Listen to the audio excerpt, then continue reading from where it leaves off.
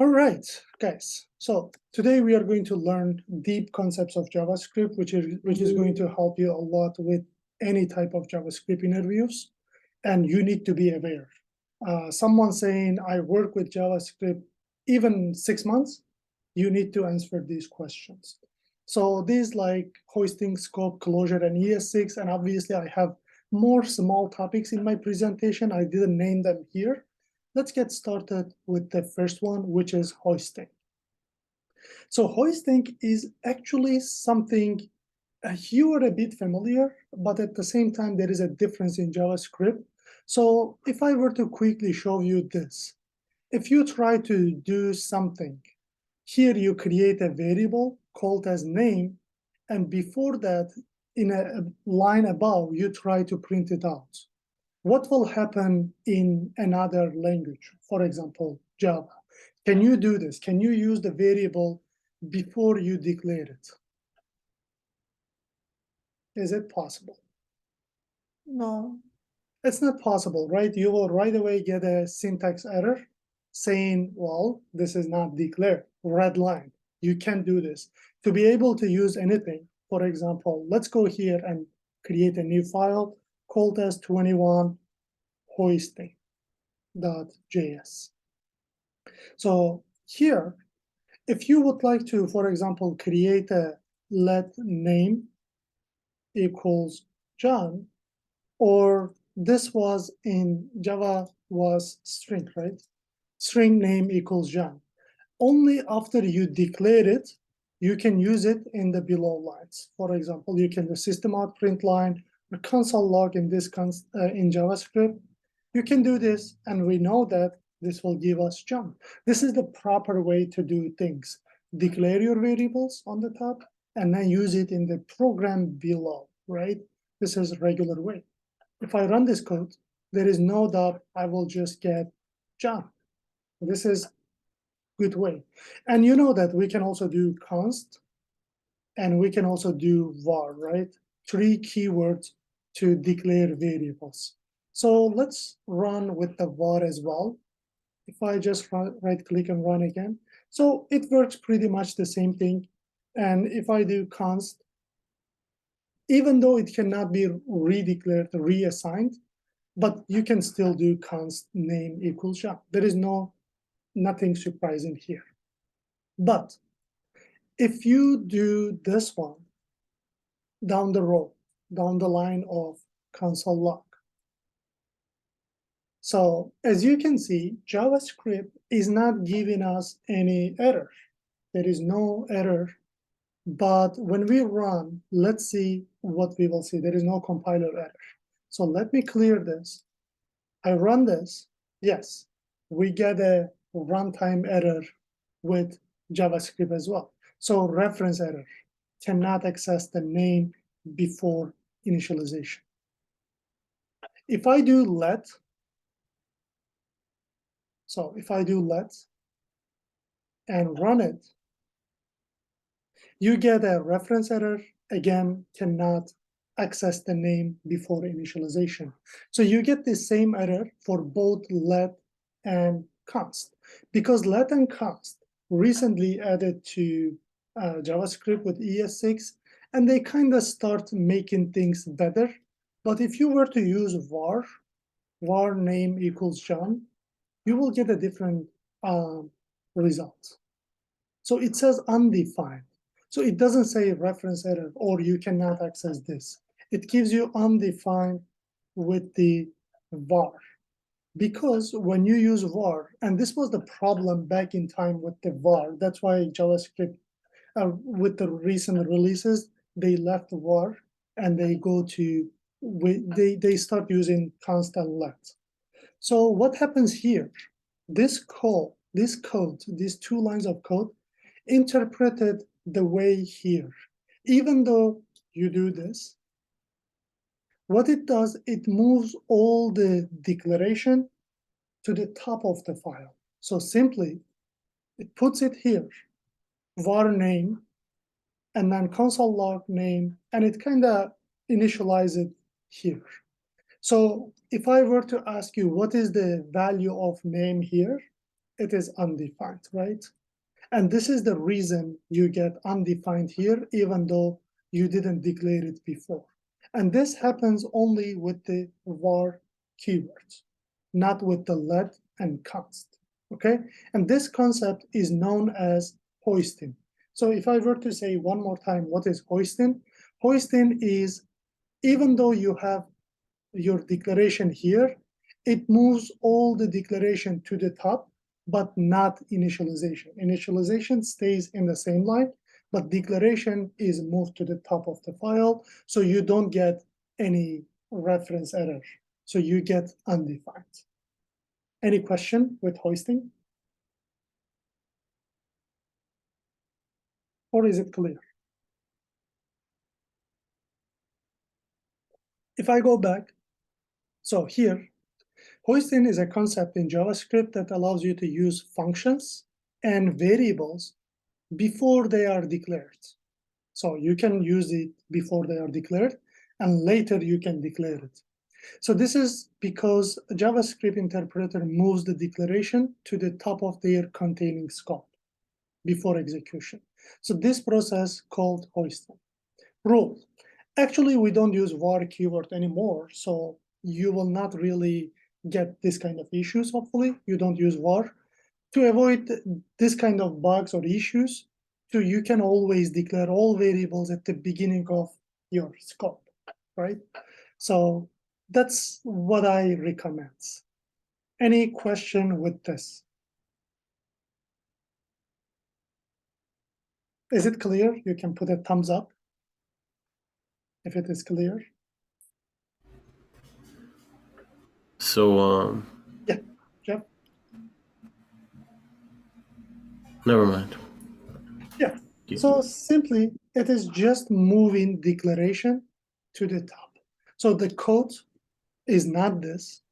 Above code is interpreted as below. Okay. So that's why you get undefined instead of reference error. Okay. So even though you type it this way, you get undefined because it interprets it as var name declared, then console log name, you get undefined, then name equals Sean. That is it. And also there is another thing. This is similar to Java as well. You know, in Java, you could create a function, for example, sum. You do take two numbers, A and B, and then you return their sum. And when you create such a function, even in Java, you know, you can use it above, right? So saying console log sum,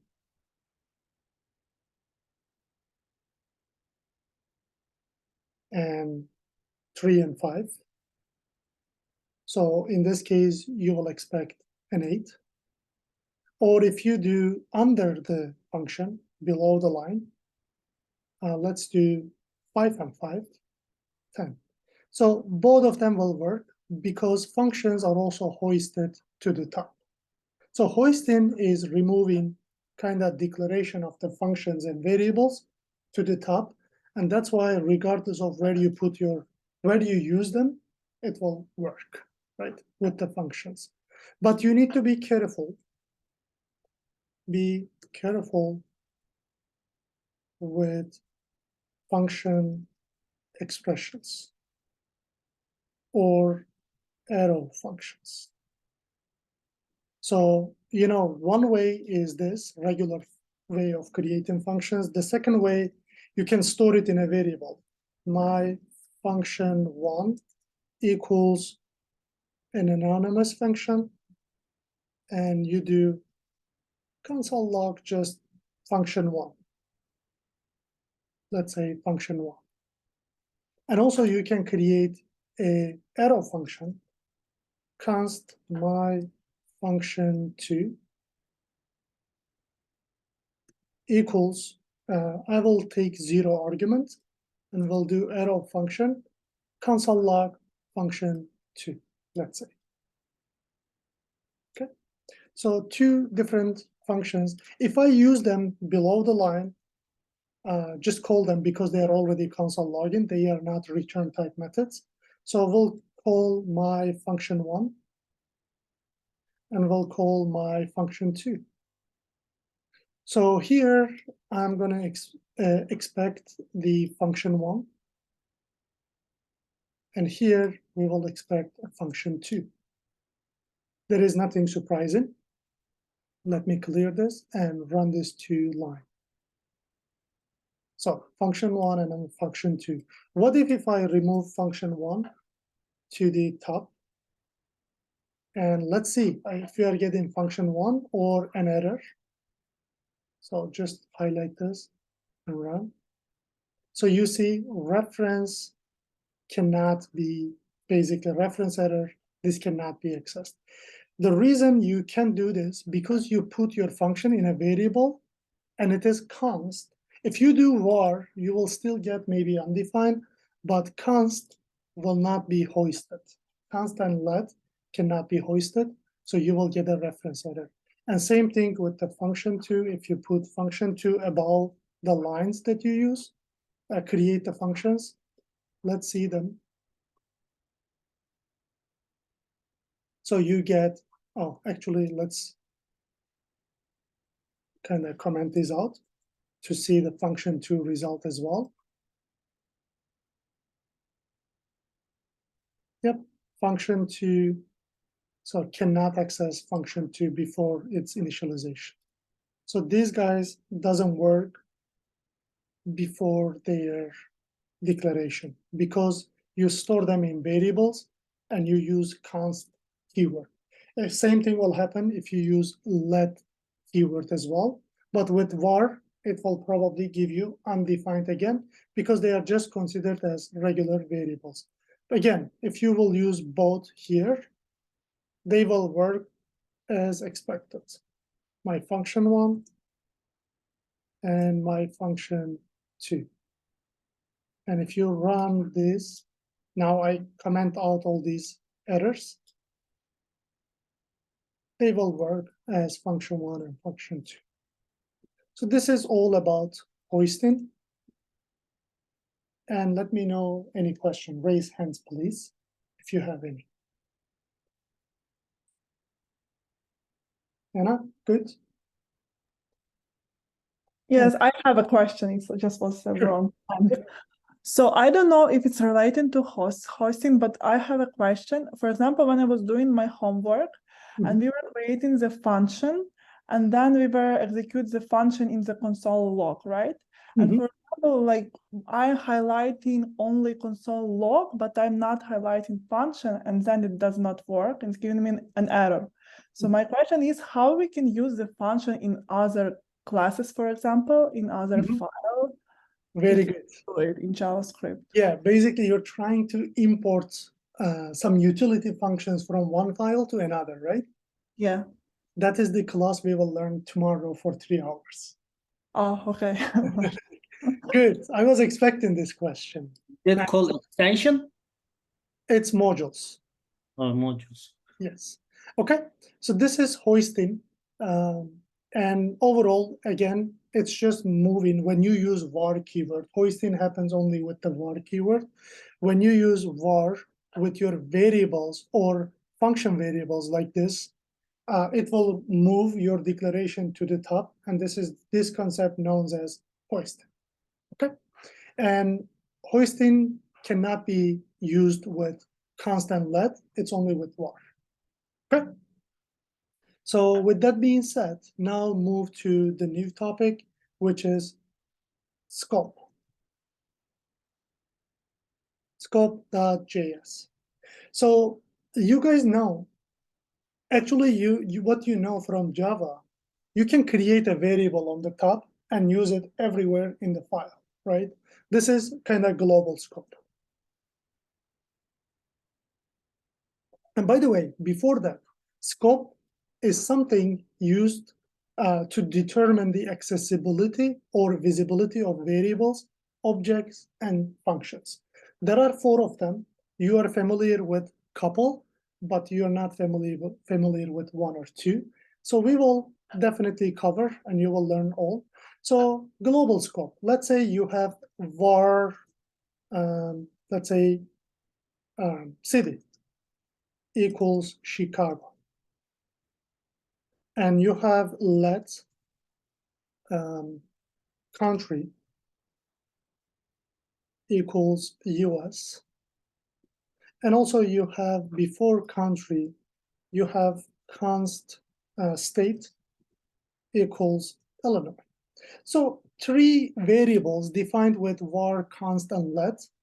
It doesn't matter when it is global scope, they all kind of same, okay? They will be behave the same way.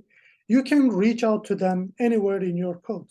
You can console log them, city, and two more, state and country.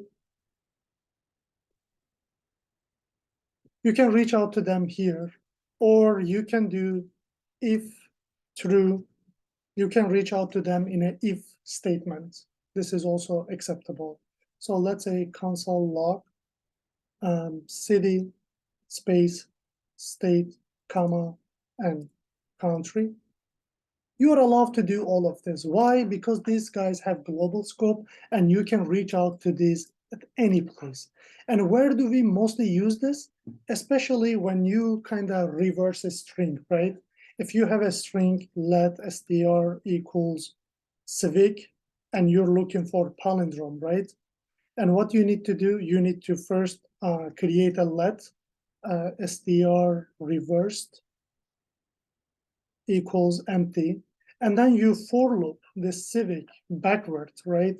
Let I equals str dot length -1, and I more than equals 0, and I negative negative, so minus minus, and then you do str reversed plus equal stri. So this is kind of getting each letter and putting it back to this str reverse. And after this, you check if str triple equal str reversed, you will say, well, these guys are palindrome. Sorry, not palindrome. What was this? Palindrome, yes. Let's say just palindrome. And else, you will console log and say not palindrome. And we did one of your homework simply. So what happens here, you guys see I am able to reach out to string reversed, and at the same time, I reach to string as well in a for loop. And I also use them in an if statement, etc., etc. So this is global scope. Once you declare it on the top, so now this one is accessible anywhere in the file. Of course, below the line, right? We just see hoisting. Let and const will not be hoisted.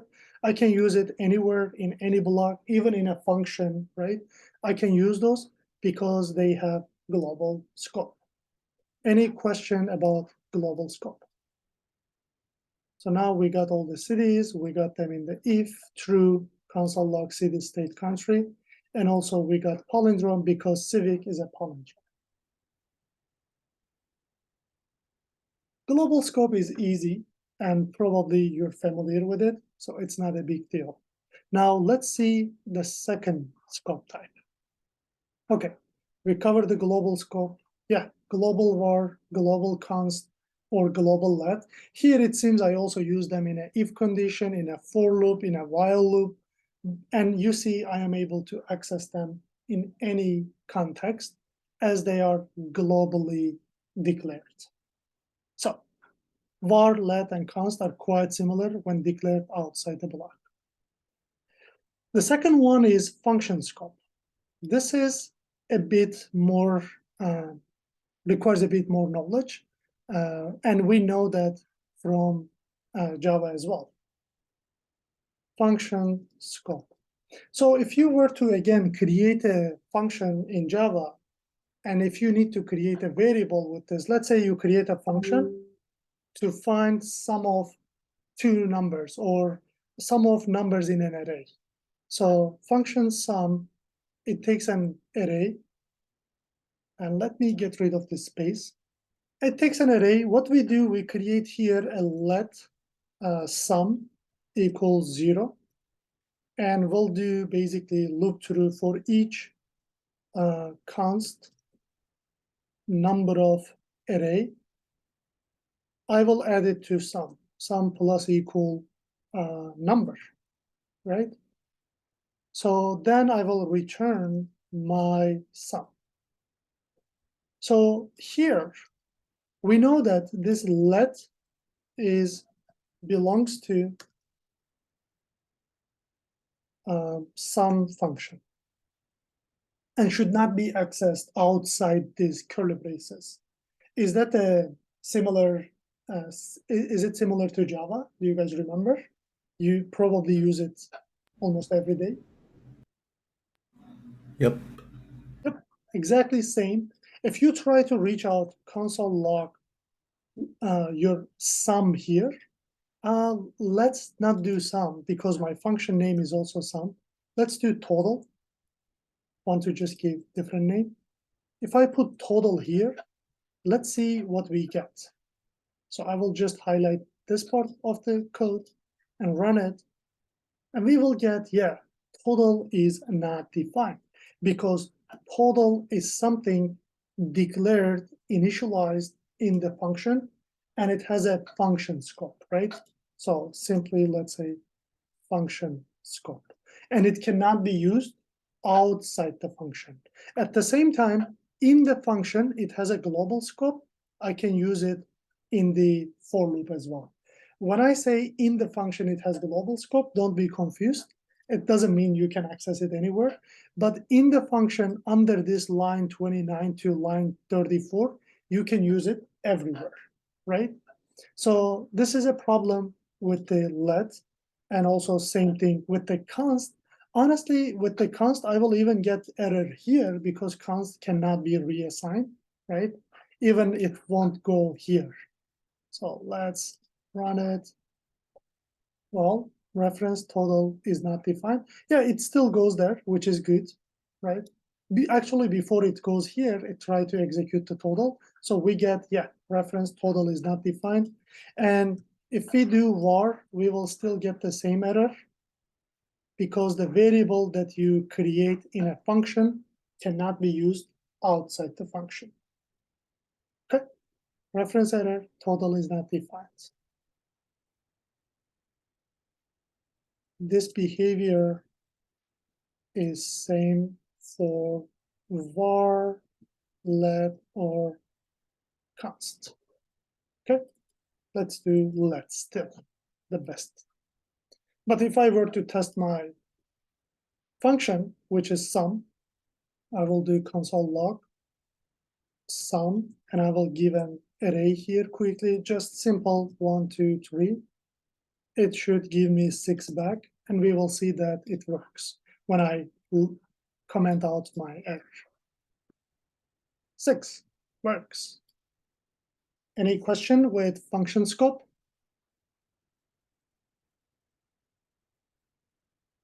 Nope. Cool. You can put a thumbs up again if understood.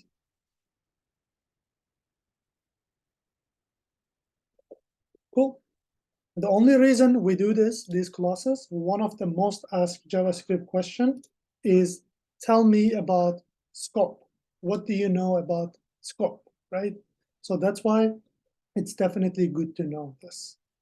Okay, now let's do the third example, which is block scope. What is a block, guys, in any programming language? So simply, it is anything inside the curly braces. It could be an if block, it could be a method block, it could be a for like loop block, it could be a switch block, it could be a bunch of different blocks. But anything that goes inside the curly braces in Java, even there are static blocks, instance blocks, etc., etc.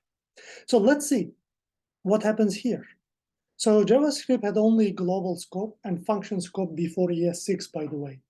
Before 2015, we only had these two. But now they added block scope and make it similar to basically other languages a little bit.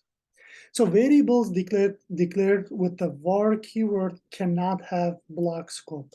Even though you put var in a block, you can still access it outside the block as well. So it comes out.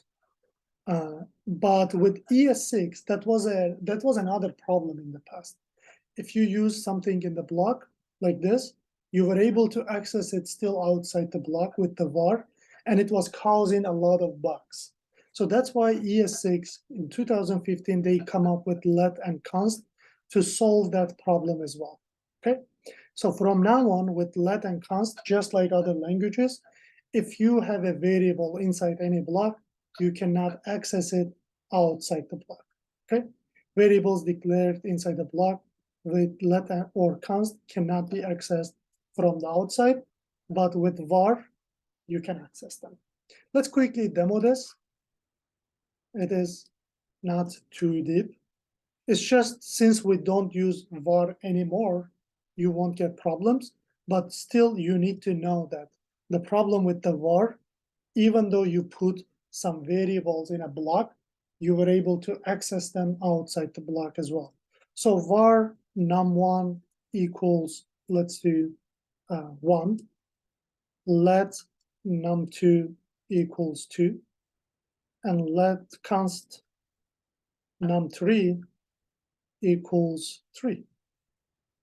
And if I try to console log num1, you will see that it goes outside. var is allowed. var doesn't have a local scope or block scope, basically. Oops. It's instead of run, paste it. Let's put block scope. So you see var is accessible. But if you do console log num2, you won't be able to access it and we will get an error. So here, it already says it's declared, but its value never read. You may see I'm trying to access it here because it doesn't see it. If you try to access it within the block, yes, you're good to go, num2. Here, everything is allowed, right? Because you are in the same scope. Same scope will allow you to use num1, num2, num3 with var, let, and const, but outside the block, num2 is not accessible. So here, it will work. Num2, you get 2 in the same scope, but outside, now if I run the whole code, you definitely get num2 is not defined, reference error. And same thing will happen with the num3. If I try to do num3 as well, which should give me 3 inside the block, you can access it obviously, but outside the block, you will get reference num3 is not defined. So let's run this code one more time, make sure we see the results. So num3 is not defined. This is block scope. Any question with the block scope, or if it is understood, please put a thumbs up.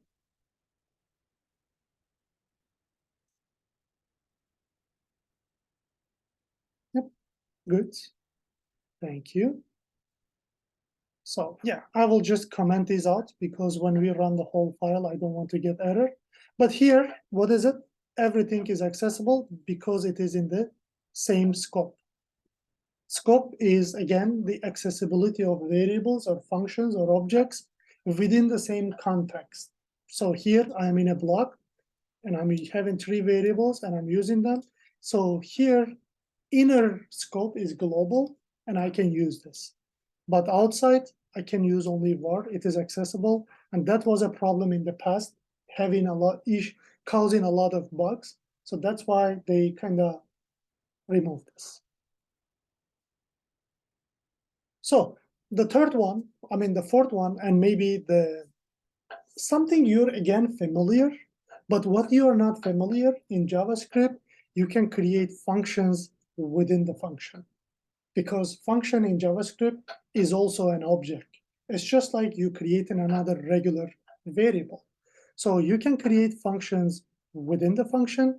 In this case, inner function will have access to outer function's variable, but outer function variable will not have access to inner function variable. So this is kind of lexical scope. So used in case of nested functions and defines the accessibility of variables for inner and outer functions. In simple terms, lexical scope means that a variable or a function can only be accessed within the same scope in which it is defined. The scope of a variable or a function is determined by its position in the source code. Okay, a little bit confusing. Let's go and demonstrate it here. What you need to keep in mind, lexical scope. So we see this with nested functions. Make sure when you talk about lexical scope, you first know that it is only there in case of nested functions. Okay, so what happens here? You have a function. Let's call, well, like, okay, math, or actually let's just call outer and inner. Okay, in the outer function, let's say you have a let variable, outer variable, that is equal to outer. And then now, if I have another block here, I can access to this outer variable, right? What do you guys think? Just don't see outer function here. Consider only these lines. Can I access outer variable here? Yeah. So definitely. And if this is even a function, it's not going to change the accessibility. Function inner. We'll do another let here. Let inner variable equals inner. So now this inner is right there. And if I try to console log both inner variable and outer variable inside the inner. So what do you guys think? And if I invoke inner right here, if I run this code, what will happen? So maybe I can highlight this part, run. And without any problem, I am able to run both, right? Vita, would you say something? Yeah, actually, I would like to say the same. Yep. So why we are able to do this? Because this outer variable has a global scope for inner, right? Inner, if I were to just put this simply without outer, if I put this way, you wouldn't have any problem, right? Okay, I have a variable here. I have a function which can access to global variable, which is completely fine. And if I do the same thing within a function, it is also okay, right? But what if before the inner, I try to also console log both of these variables right there? So console log inner variable, console log, maybe outer first. What is your expectation now, Japheth? Outer and then here, print error. Yep, outer, and then this should give an error that should say, well, there is no, Undefined. not undefined, but reference error. It is not defined, right? Yep.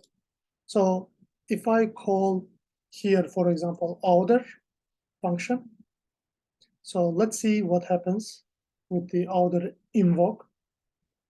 Okay, first you get outer, which is, as you said, Jeff, and then you get reference error. Inner variable is not defined because this guy doesn't have access to inner. But if I take this out, okay, I have an outer variable and I can definitely just log it out, right? So that's the thing. Oh, not this one. With this one, we have an error. this one will give outer. But if I print invoke inner here, this will just give me outer. Let me do this. Inner variable, outer variable together. So it will give me inner and then outer. So any question with the lexical scope? In case of nested functions, inner function can access the variables of outer function, but outer function cannot access the variables of inner function. This is known as lexical scope. I just execute it doesn't give inner and outer, it's giving the reference error, so I don't know. Maybe I don't know. Oh, because you need to comment this out. Oh, okay. Because this line executes first, then you get a problem. But if you comment this out and run both of them, everything will work fine and no error because I'm not trying to access, right? So console log inner variable. Oh, actually I should get, looks like I pasted the wrong thing. I should put the reference error there. If you don't do it, you get a reference error.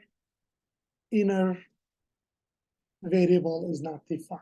So that's why I am going to comment these out so that you know that you can access the outer variable here, but you don't have access to inner variable. But with the inner, you have access to both. Okay? Access to both is valid. This is lexical scope. If understood, please put a thumbs up. If not, let me know the question. Okay. Cool. Now, the reason we have lexical scope is actually to use, like it drives us to another topic, which is closure, okay? Closure is something commonly asked. They expect you to at least have an idea. It's hard to understand a little bit.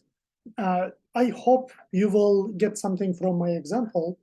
But if not, don't worry too much about it. Just go with the definition. It's something you will probably not do a lot, but you have to know what it is.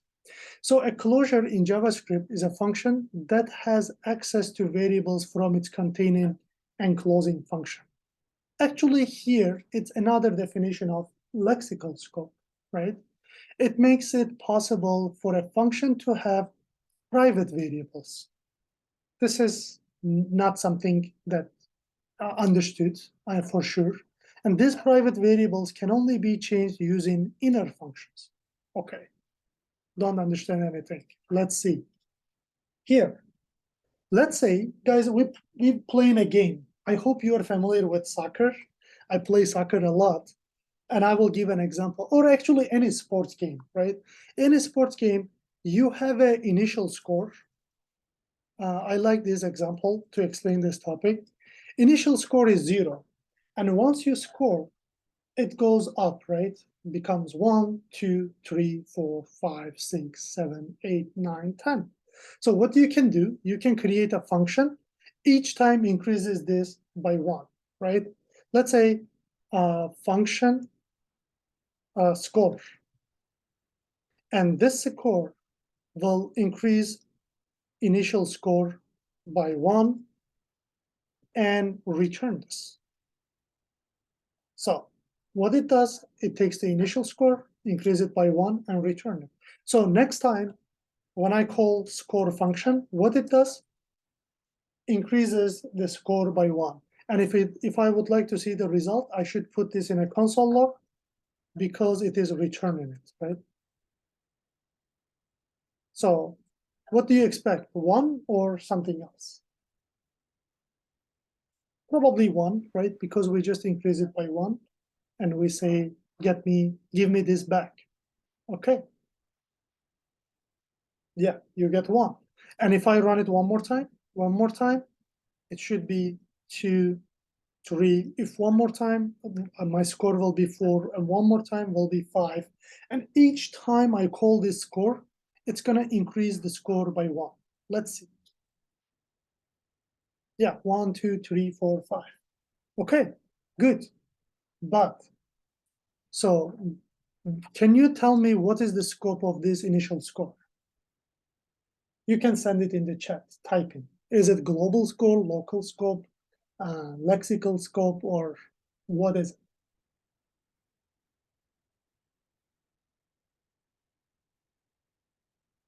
Global? Jeff, Yana, thank you, Yona. And others, do you guys also think it is global or any other idea? I think it's global too. Yep, it is global. It is not in a block. It is not in a function. So definitely it is global, and could be tech global too, as Jeff said, but definitely it is global scope. So what I can do when it is global, that means it is accessible everywhere and anywhere. And I can just cheat with this, right? I can start reinitialize my initial score to be 100, and it will start from 100.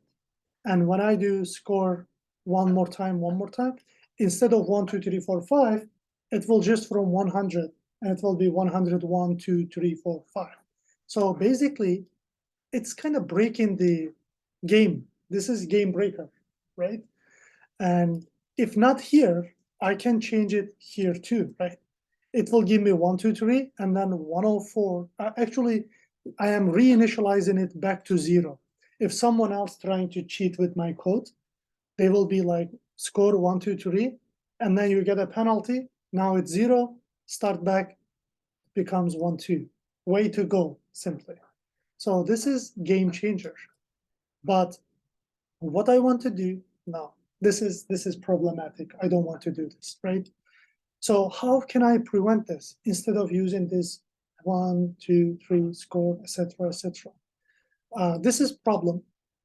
What is the problem? Someone can just come, change my initial score to be something else in the middle of the game, and it can change everything, right? What I want to do in this case, I want to put this into score, right? What do you think will be the problem now? First of all, can I initialize it one more time now? Can I say initial score equals 100? Can I cheat anymore? I cannot. Why?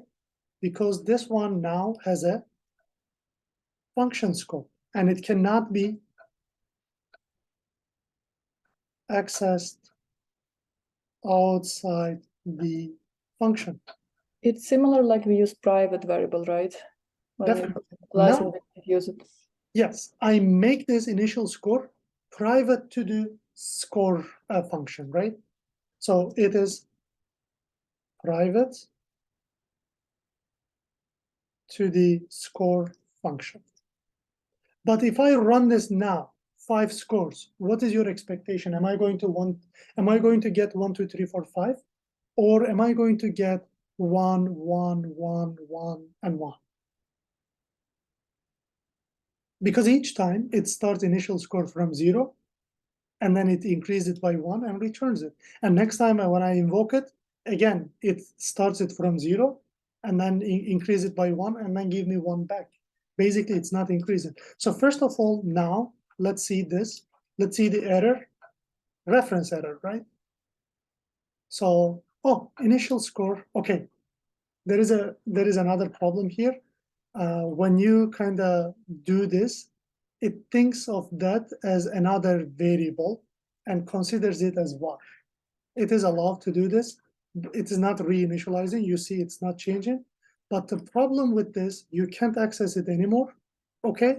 But when you run, you get 1, 1, 1, and 1, okay? The problem, each time it starts it from 0, and then it returns it back. So what can I do? You can write a function inside the score function. Yep, I can create another function that does this, right? Instead of increasing it by 1, I will do return a function inner that returns this initial score plus 1, right? So return a function that does this. But maybe it's better to just store this in a const inner and say this anonymous function and then return inner. So basically, I store this function that increases the initial score by 1 in a variable, because I can do this with the functions. I can do arrow function as well. And also I return it. Any question with this? Maybe you forget a little bit JavaScript of concepts, but you can create a function that increases the return. Now it became a lexical scope as well. This variable is accessible in the inner function, and I also put inner function in a variable, and I return it. Okay? So now what I can do instead of score, I can call score. But what score returns, guys? Can you tell me? Does it return a number or does it return a function? Function. Returns a number. Well, it returns the output. Yeah, look at this. It returns the inner, and inner Yeah. equals what? Inner equals this, right? Which is a function. So I can call it, I can store it in another variable. Let's say inner function, or let's say any function, any name, you can give any name, equals this, the return type of score. Score returns what? Returns this function, which increases the score by 1 each time. And now if I want to use it and increase it, I will invoke this any function in the console.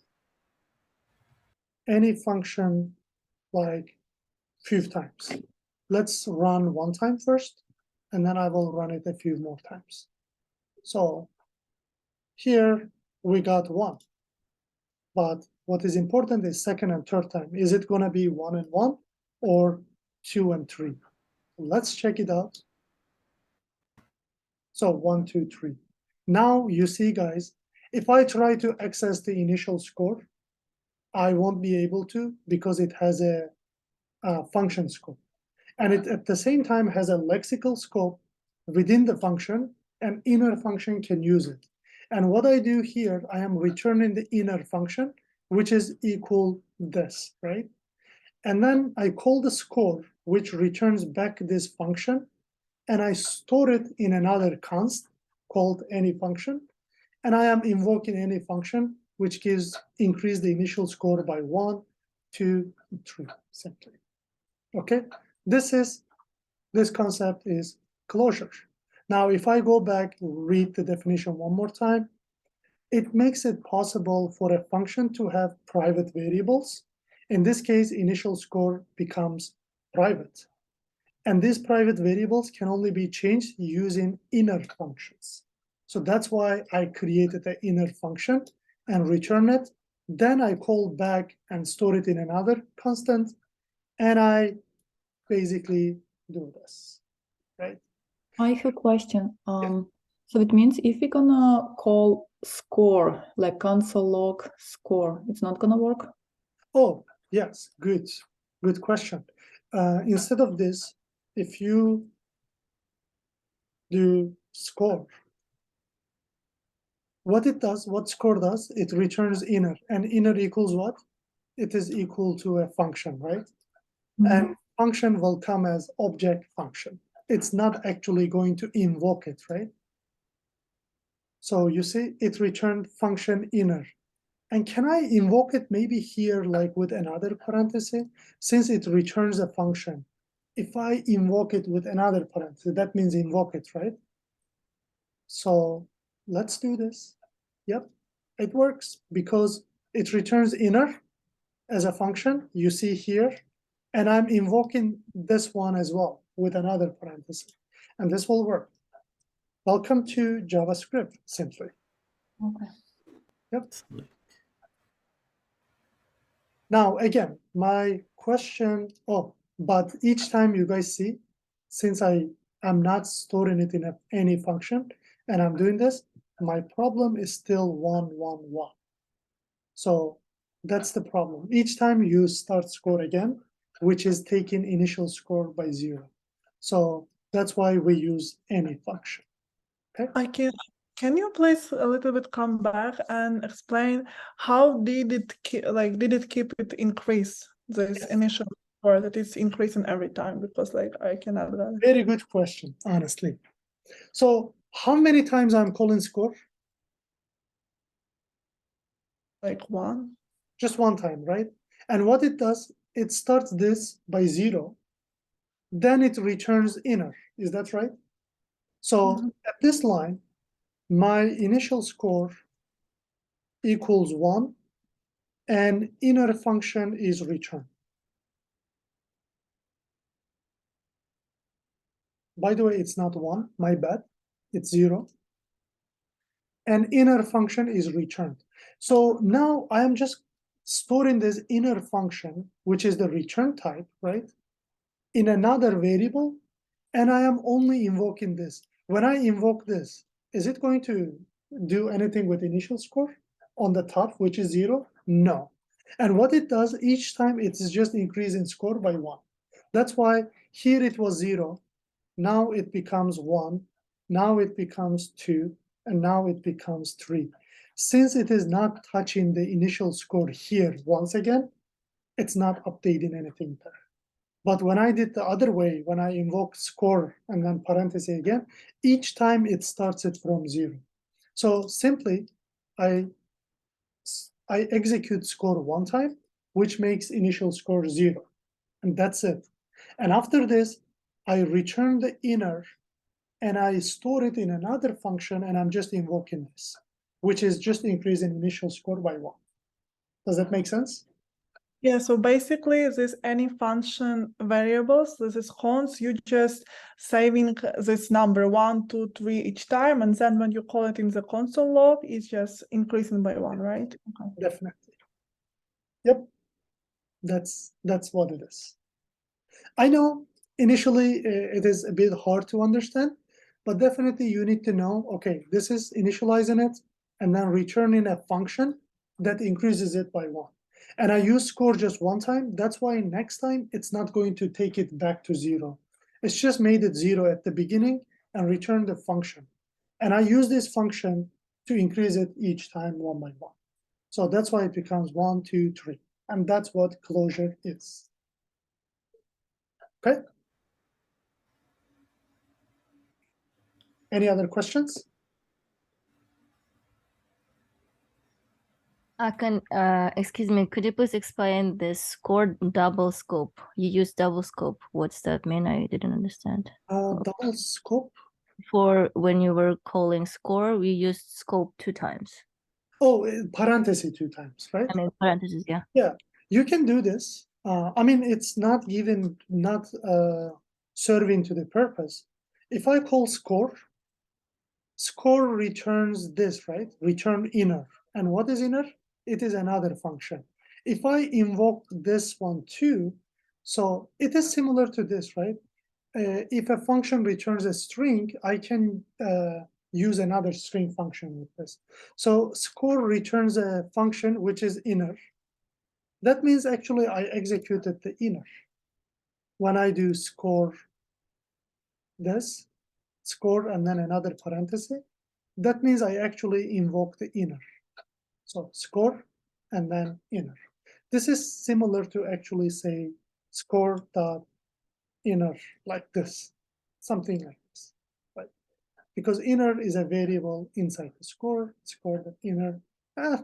Not exactly like this, but basically you're reaching out to inner through score. Okay, that's it.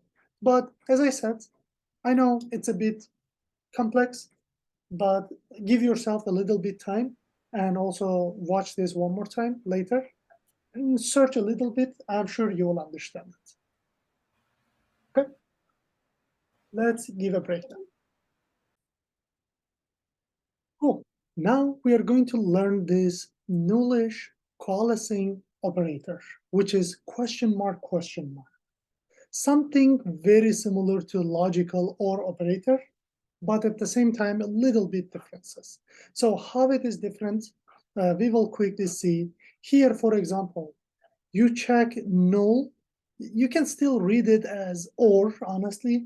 Null or default, value 1 becomes default, because when you have this nullish coalescing operator between two variables, if the first variable is null or undefined, then it takes the second value, right-hand side. But if this was not null or undefined, then it will take this value. For example, here, you use two question marks, 0 or 5. So it's going to take 0 because it's not null or undefined. But when you use OR, you will see the difference. 0 or 5, it takes 5. So this is the differences. So your question could be, what does it mean 0 or 5? Can anyone kind of guess what is 0 or 5? If you were to interpret this as a human, what would you say for 0? What would you say for 5? Considering booleans, which one would be true? Which one would be close to true or false? Depends on ASCII table. Good approach, but not really. Because 0 in any programming language at the same time is known as off and on, right? 0 and 1. So 0 is considered to be false. It's a falsy value. There are some things that are falsy, not false, but considered to be false. And what are these? For example, false is already false. 0 is also falsy. Empty string is also falsy, for example. If you have just quotation or double quotation, it could be considered as false. Not a number, it's also false. Or null is also false. So all these things are considered to be falsy or false. Other than this, everything else is considered to be as truthy. Okay, there are two things, falsy or truthy. You can see. Let's take this and create a GS function. So file. We'll do nullish coalescing operator .js. And we'll quickly do falsy values. So we said, well, false is definitely false. And 0 is also falsy. Not a number is falsy. Null is falsy. And at the same time, lastly, there was one more thing. Which one I forget? Empty string, for sure. So empty string displayed this or this. So these are all falsy values. So for example, if you do if not a number, console log hello, let's say hello, okay. Else console log word. So which one do you think will be the results from the definition above? If not a number, hello, word. What do you expect, hello or word? You can send it in the chat. Word. So yeah, let's run. So you guys see word is coming because this guy is considered as false. It's same as you put here false. Or what if I put 5? If 5, hello, otherwise word. I know in any other programming language that doesn't make sense. But when you put 5 here, JavaScript is trying to interpret it here. So this guy is giving me if a number. What does it mean? It checks if number is 0, takes it as a false. If not 0, takes it as a true. So in this case, we get an hello. 5 is considered to be true, simply. Same thing for this. False, 0, not a number, null, or empty is considered as false, so you will get hello. Otherwise, you will get word. So this is falsy or truthy. So there is also something called as truthy. Okay. So for example, what this could be, I mean, true is true, right? So any number but not 0 is truthy. And not null, but undefined. How about undefined? If undefined, let's see this. So we got word, right? Undefined is also considered to be truthy, as you guys can see, because we got word, right? Actually, if Actually, it's falsy. yes, on the- it is false, definitely. My bad.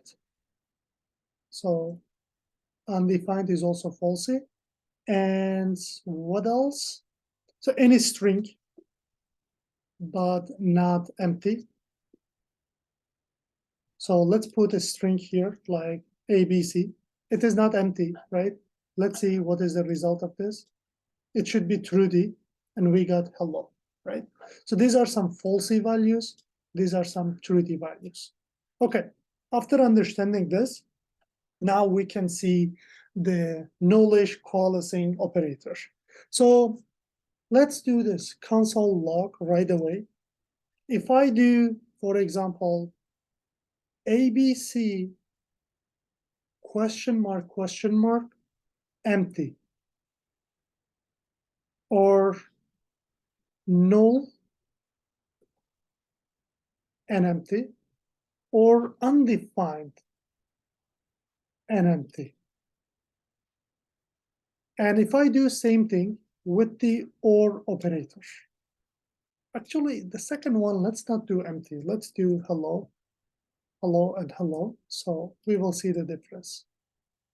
So I will do the same thing with not question mark, so which is a knowledge coalescing operator, but or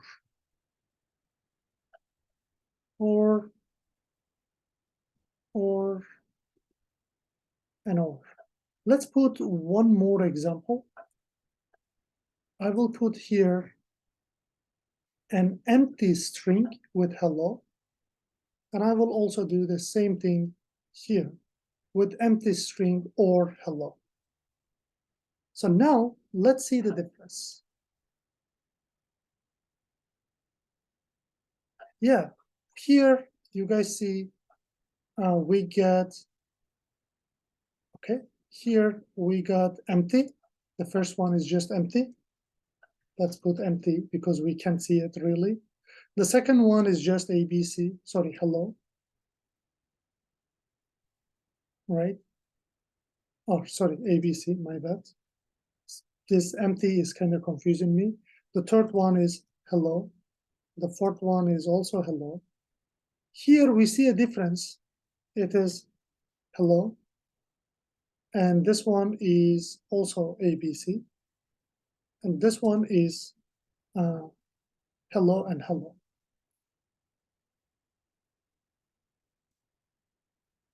So which one is different? You guys see when it is null or undefined, so they kind of have the same behavior. But actually, when the left side is kind of not null, but even though it is falsy here, it takes this one.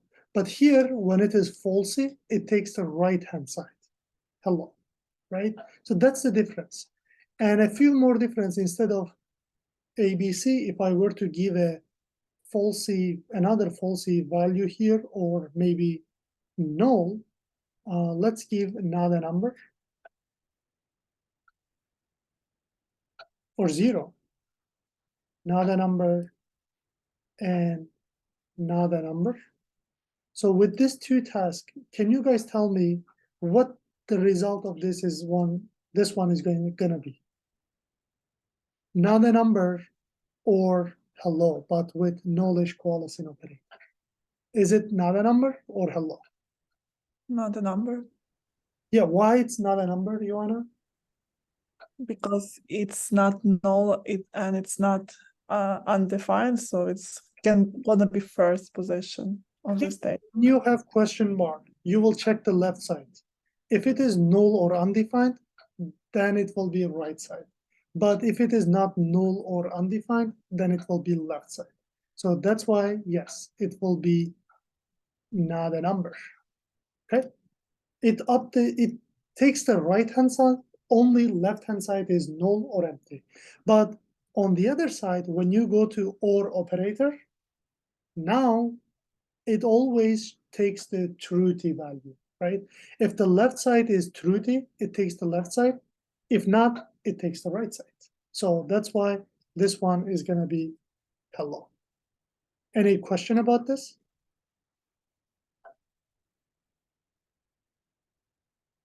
Not too important, but Can we take the more than two parameters?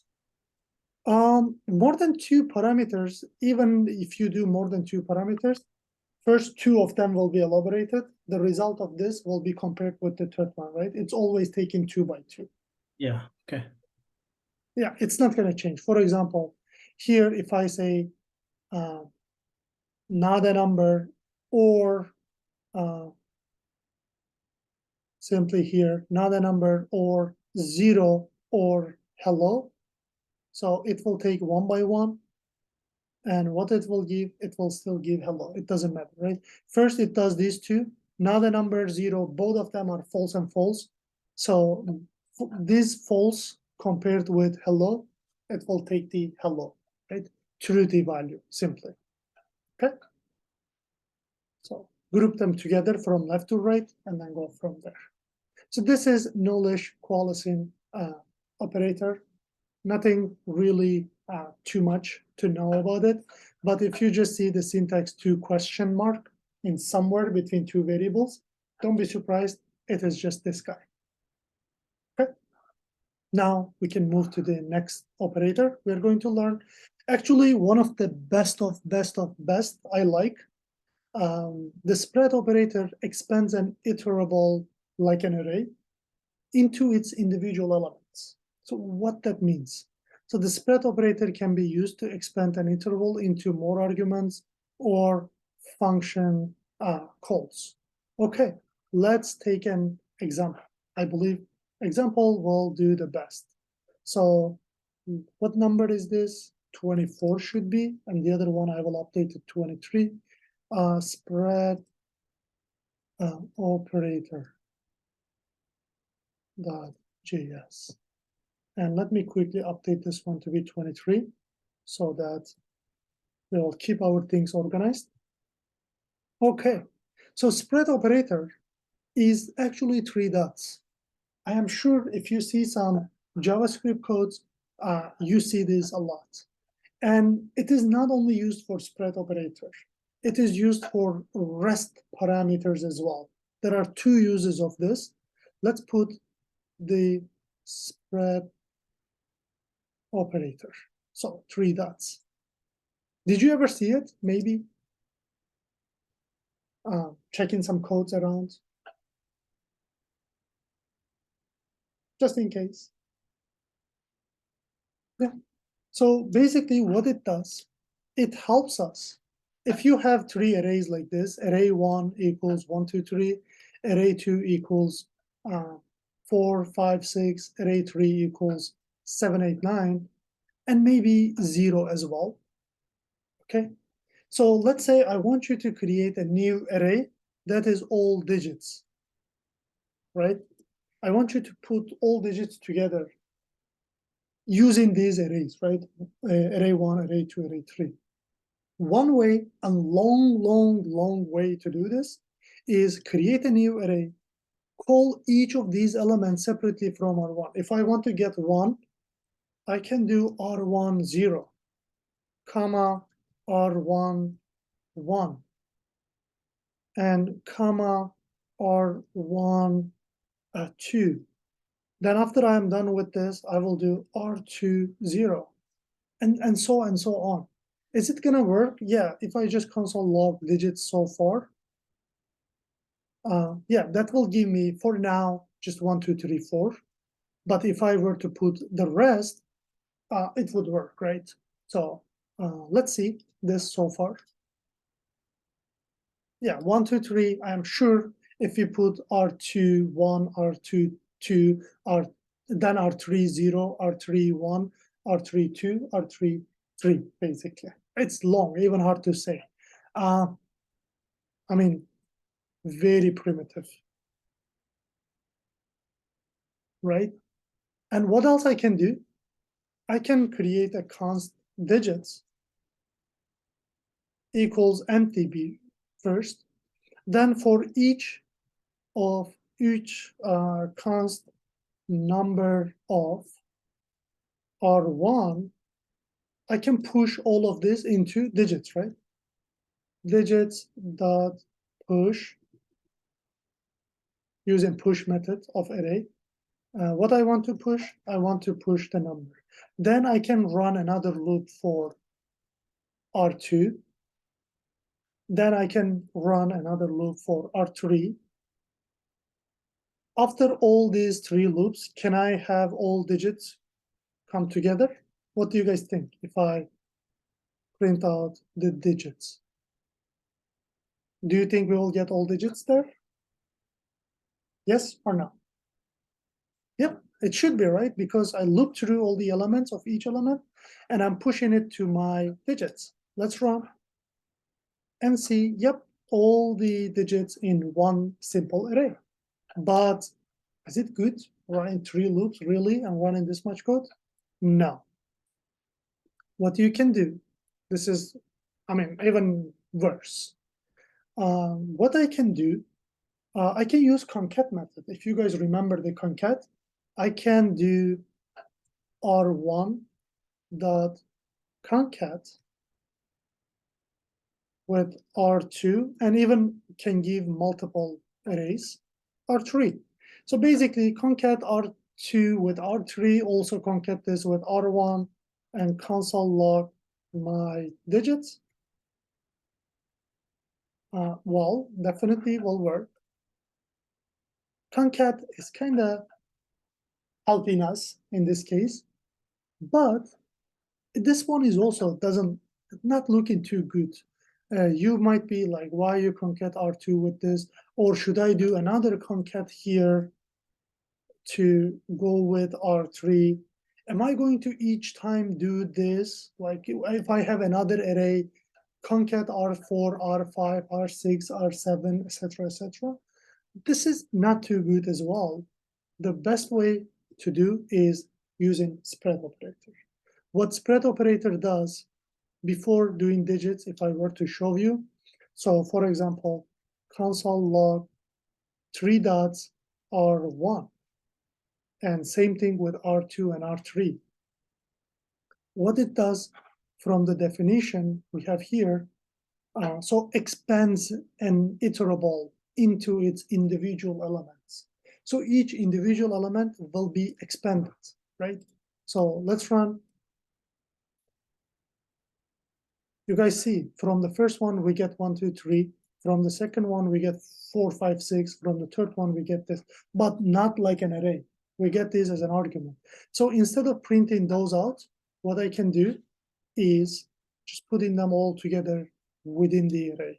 So const digits equals an array of 3 dots R1, comma, 3 dot R2, comma, 3 dot R3. So what it does, it's gonna exactly give me those numbers, each one expanded individually with comma separator. And if I console log my digits, then I will get all the elements into digits. How does it look? Is it cool? Did you like it? Yes or no? Much better, for sure. And something very handy, honestly. Okay, this was spread operator with arrays.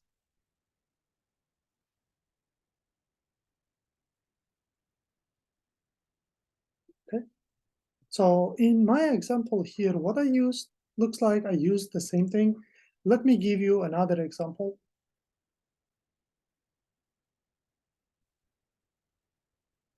So here I have another example of how it could be useful. For example, if you have like 4 arrays, each one is taking a quarter separately.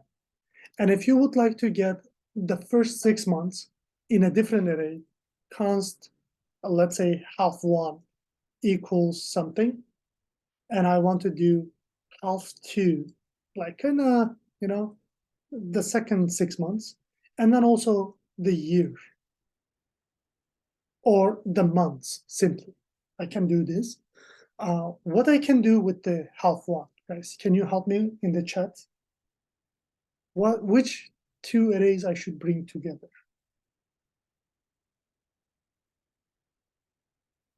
Q1 and Q2 maybe? Yes, just plus it. So simply 3 dots, Q1, or I can use concat, Q1 dot concat Q2, which is also acceptable.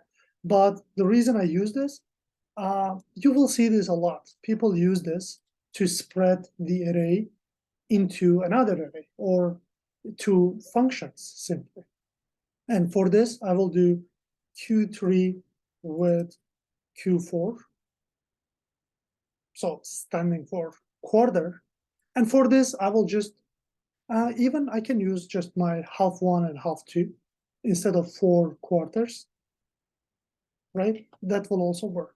But whatever you put first, it goes first. Be careful. If you put Q2 before Q1, then it will be April, May, June, January, February, March, right? Code is still written from top to bottom, left to right, so be careful about that. And console log my H1, H2, and year will give us the thing. Yeah, anyone raised hands? I believe someone raised hands. Question? No? If I run this, let's see quickly. So my half one works, my half two works, and also my full year works.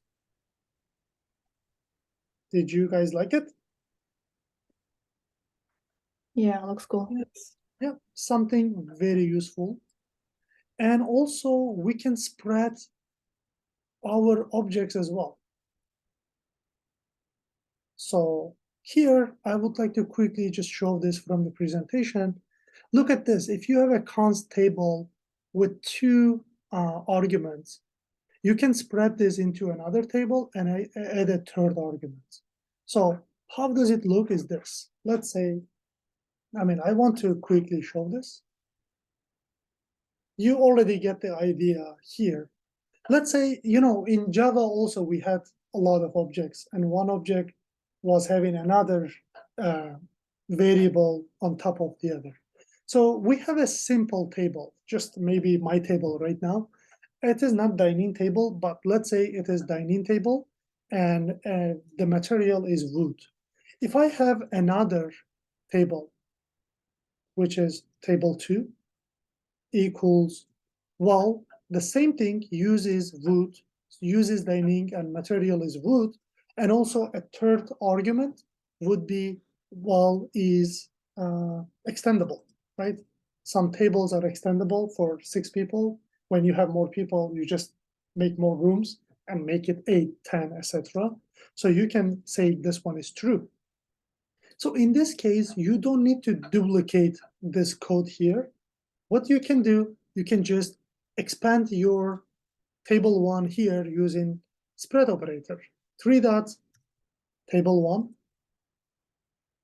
and then one more attribute here, extendable. And if you want to have a 3rd table that has used dining, material, and then also extendable, you can just use this. You can take it from table 2. What does it mean? It means this. And then plus is extendable true. And then shape is rectangle. Instead of doing all this, can I say my table is already doing this? Yes, and it also reusing 2 variables properties from table 1. So what I can do, I can delete all of these 3, or instead of typing all of these 3, I can just get it from table 2. So spread table 2 here plus shape is rectangle. So now if I console log all these tables, table 1, table 2, and table 3, you will see that this guy has 2 properties, this guy has 3 properties, this guy has 4 properties, which makes our life easier because can you imagine you're writing API request bodies and you have, in one response, you have 100 properties, in the other one, you have 101. And you just copy pasting 100 properties into other one. Instead, you can just do your response 1 with the spread operator plus 1 more variables. It will save you a lot when you start with API testing and compose your request bodies. Okay, let's run these tables and see how spread works with objects.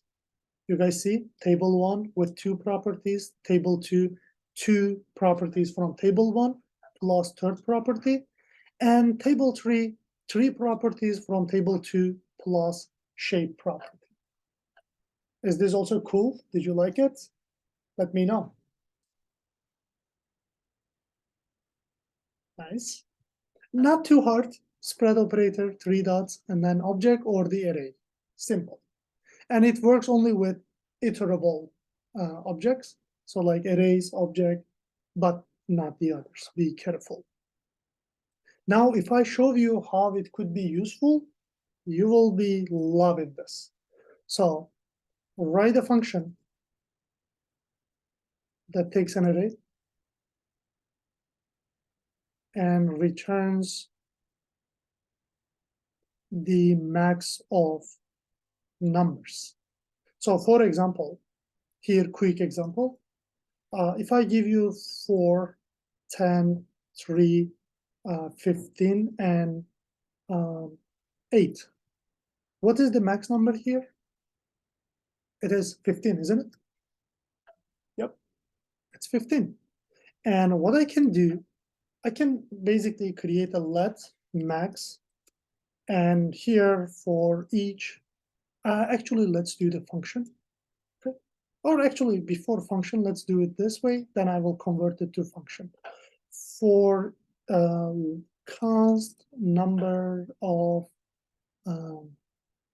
the array, let's put this in an array. Const r equals this, and max to be mat dot, or actually possible smallest number, which is negative infinity. It will update it. For const number of array, you know, if the number is more than the max, then my new max to be the number. After each number is checked, we know that this will give me the max. So cool. So let's see. If I run this, you guys see I get 15. Well, it works. Nice. What if I was able to put all of this in a mat.max, right? So if we guys learn the mat.max or mean or a few more methods, if I put 4, 10, 3, 15, and 8 here, and we know that this will give me the max number. Simple. But what is the problem? I don't know. My array could be any length, right? It might be not having an 8 here, 4 numbers. So I cannot just say this, right away do this. If I run this 2 times at the end, 2 times I will get 15. So this works as well, 15. But the thing is, I don't know my length. But regardless of length, if I put 3 dots and my array here, it will spread all these numbers as individual arguments, which I exactly what I want. So it will give me 15. How does it look? Does it look cool? You can find min as well. And this will give you 3. Yep. You can use this instead of all these loops or reduce method or so on. Here is another way for you to find max and min.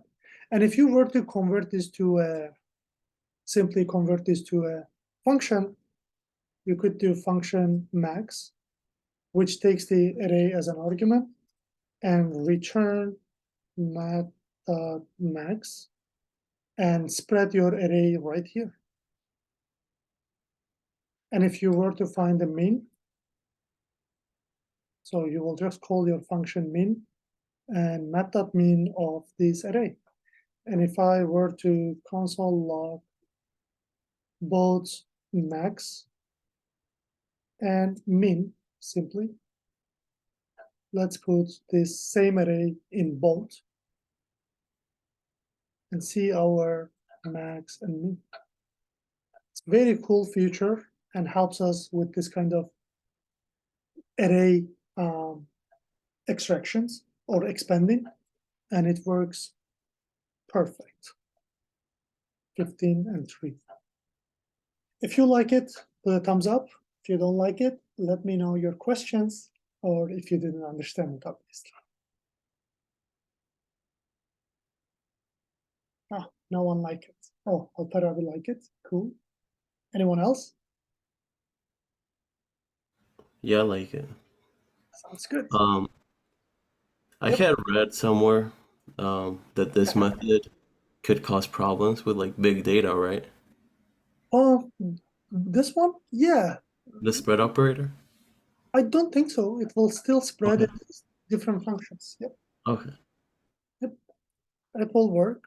Now let's learn something new, default parameters. Let me ask you a question. Did anyone work with C# before?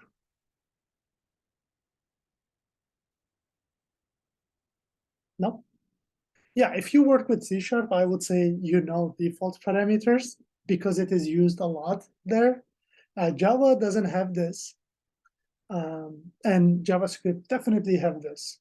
So what is this? Default parameters in programming languages allow you to assign a default value to a function parameter, function argument, if no argument is provided when the function is called.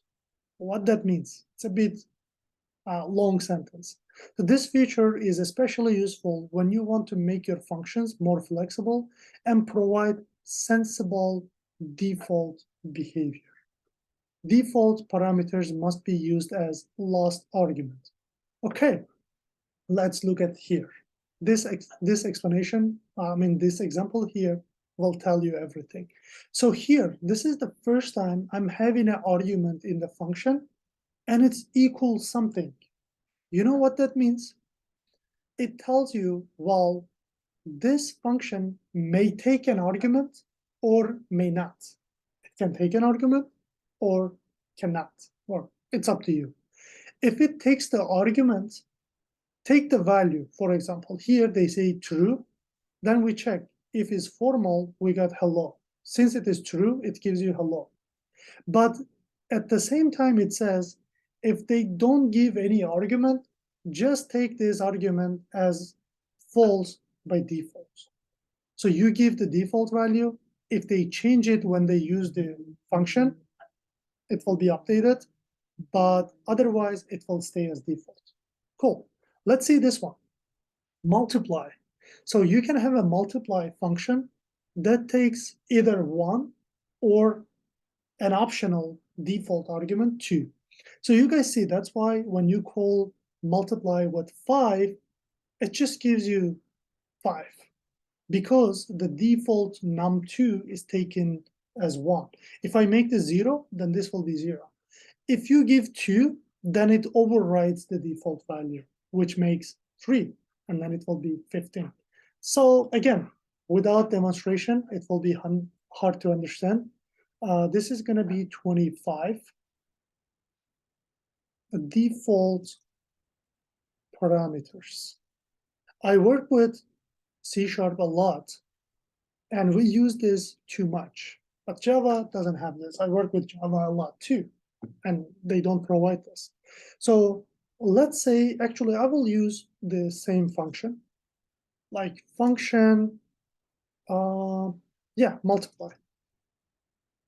So let's say this one takes just 2 arguments, num1, num2, and what it does is they just return. This is the simplest way, return num1 multiplied by num2. Okay, I have a problem here, multiply. So if you give 2 numbers to this function, you're good, like 2 with 3, or 4 with 3. So your expectation here could be a 6, your expectation here could be a 12, and you're right. 2 multiplied by 3 is 6, 4 multiplied by 3 is 12. Good. Our math is good. And when we run this, as you expect, we will get 6 and 12. But, well, what if someone tries to just multiply 2? They don't provide me the second argument. You know, in any other language, again, what is this? If you try to do this with Java, your function takes 2 arguments and you give 1 argument. What do you get? Compiler error. Compiler error, and you cannot even run this code. Red line under the line. 8, basically. Compiler error, you cannot. But Java is going to allow you to continue, and when you run the code, you get not a number. Because, why not a number? It takes the first argument as 2, and it multiplies this 2 with the second argument, which is not given a value and comes as undefined.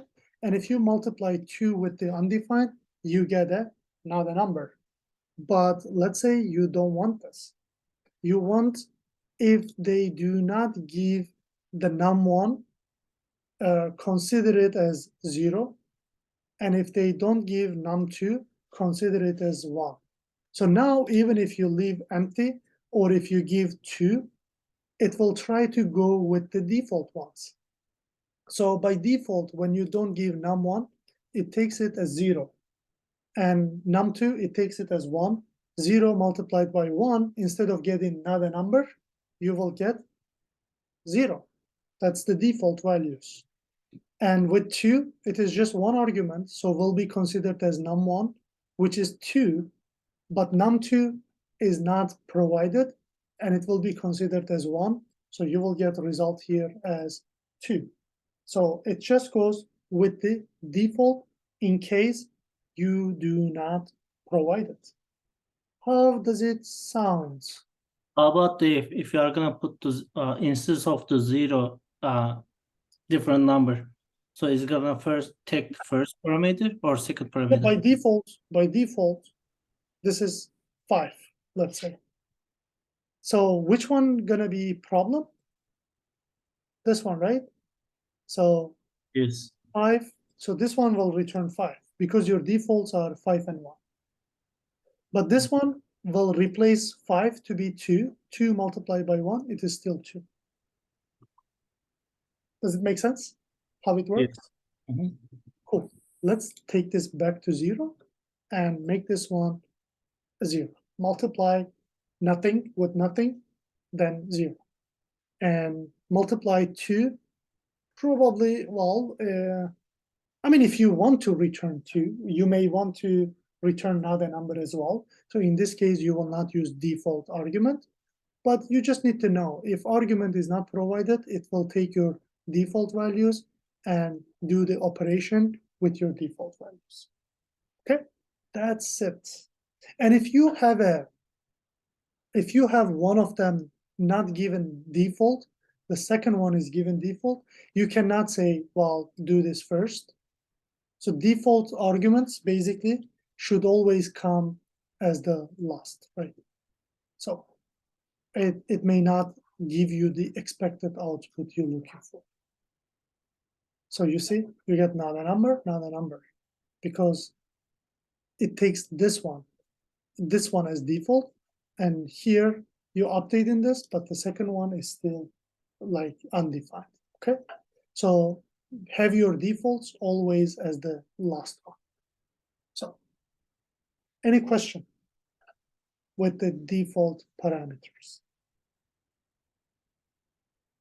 Something small, again, if you want to use it, you can use it. If you don't want to, but I am sure you will see this somewhere, so I want you to be aware of.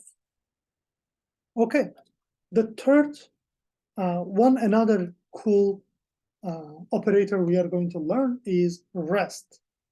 My question to you, if you want to also now, the problem here, what if I try to use multiply with 3 numbers? So for example, I want to multiply 3 numbers. Console log this. And what if I want to do even 4 numbers and 5 numbers? So do you think it will work, or you will get not a number for this? Any idea? Not a number because third, fourth, and fifth arguments are not there, right? And let's see. I mean, not a number or an error. Yep, syntax error. Unexpected identifier. Yep, line what? Line 1. Multiply, okay? Yeah, so simply it goes to line 1 and throws unexpected identifier. So simply it tells you, well, I don't have a function that takes 3 arguments or 4 arguments if I comment out the other one, or 5 arguments. But this could be useful if you have this, right? So put any number of arguments and it always gives you the multiplication of these numbers. How does it sound? Would it be cool?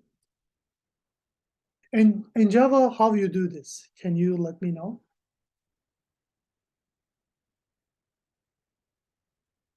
One function that takes 2 arguments, the other one takes 3 arguments, the other one takes 4 arguments. How do you achieve this in Java? Overloading, Jafet? Any other idea? How to achieve this in Java?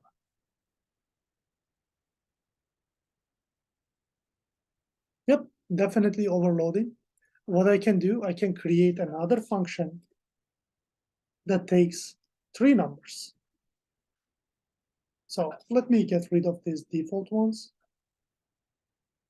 And instead of multiplying these 2, it returns 3. And if I want to use 4 arguments, create another one with 4 args. You know, method overloading was either different number of arguments or different types of arguments. First of all, JavaScript is not statically typed programming language. So, and the second one, you can't really define what data type is these arguments. So overloading in this way, not supported in JavaScript. What they do is they give you another way, which is we will call, what number is this? 26. So 26, we'll call it rest parameter. .js. So in this one, I will use the same function. Let's do function multiply again.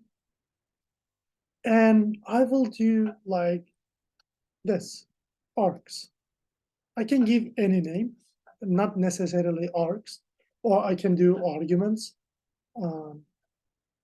or I can do numbers, simply anything, you know, 3 dots and then numbers or args. One of the most used is just args, stands for arguments. And what I want to do, I want to multiply all these args and return the multiplication. So what I can do, let result, let's say, equals starting from 1, because when you multiply, one is not going to affect the result. And we'll use a loop because these args could be just one or multiple arguments.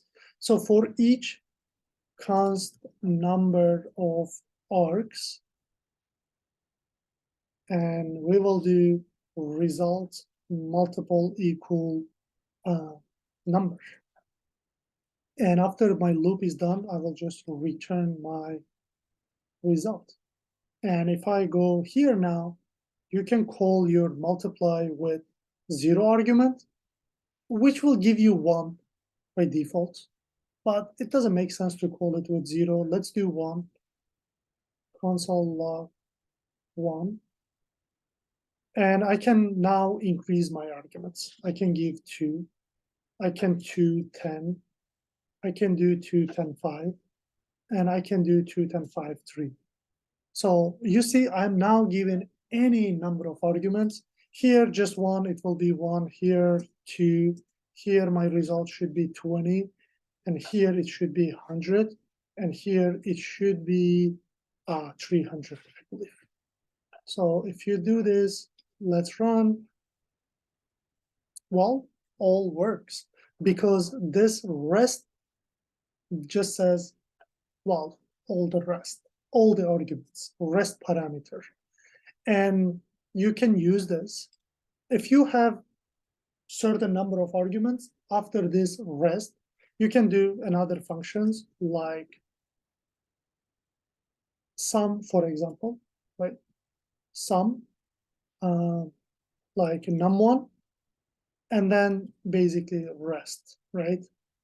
So you can do create another let here result. In this case, instead of starting from 0, I can right away say num1, and then the rest I can add it to num1 again using a for loop and return the result. So for const number of rest, right, rest, and result instead of multiple equal, we'll do plus equal number, and we'll return this. And what I can do, I can use console log sum with 1 number, and then I can increase the arguments 5 and 10 and then 25. So in this case, this should be 1, and this one should be 6, because I'm finding sum now, 16 and 41. So let's do this sum as well.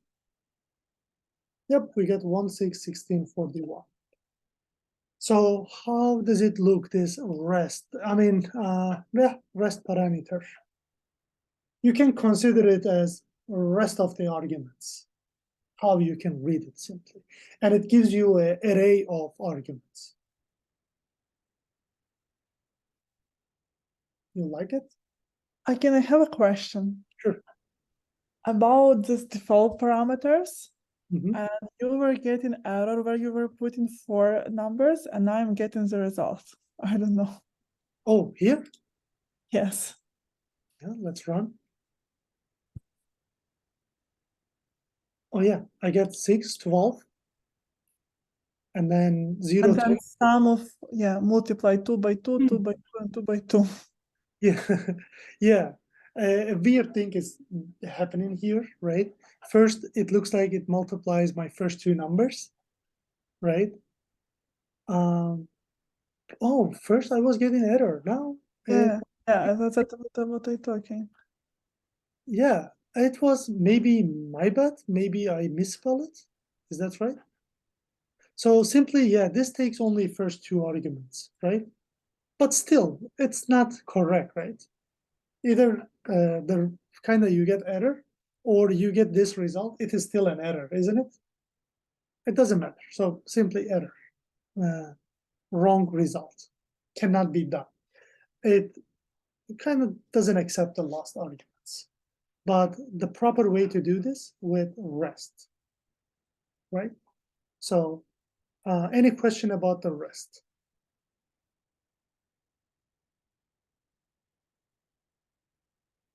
Or did you like it? Let me ask that question too.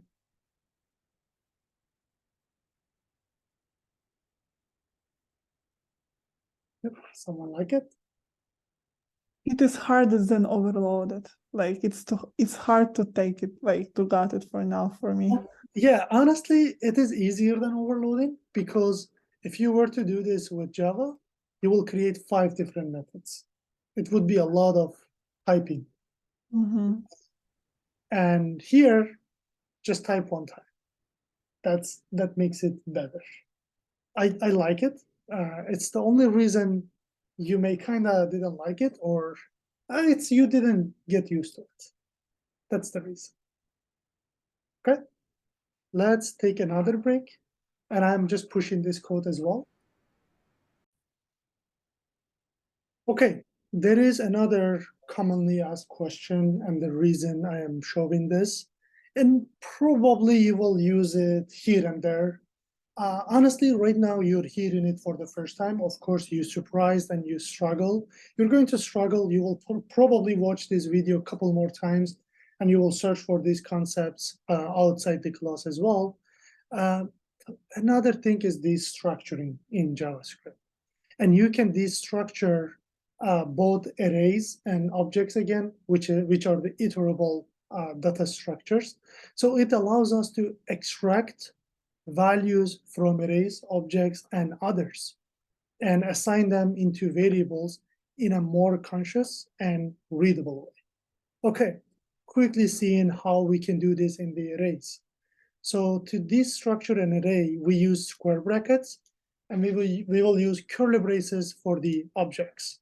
We use curly braces for the objects, and we specify the variables where we want to store the values from the array. So for example, I have one here, capitals, some capitals of different countries.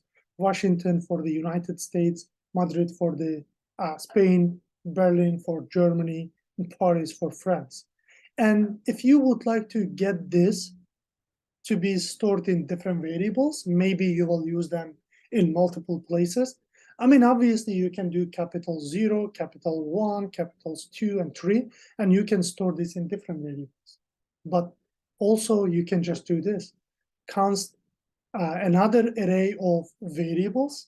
I mean, it looks like another array of variables, but it's not really array of variables.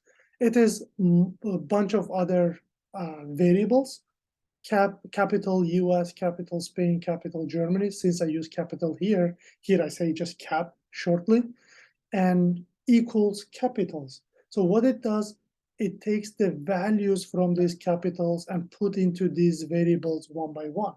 Short way of simply doing this. So destructuring an array, extracting values into different variables one by one. Okay, let's demo this. And I mean, let me show the object as well.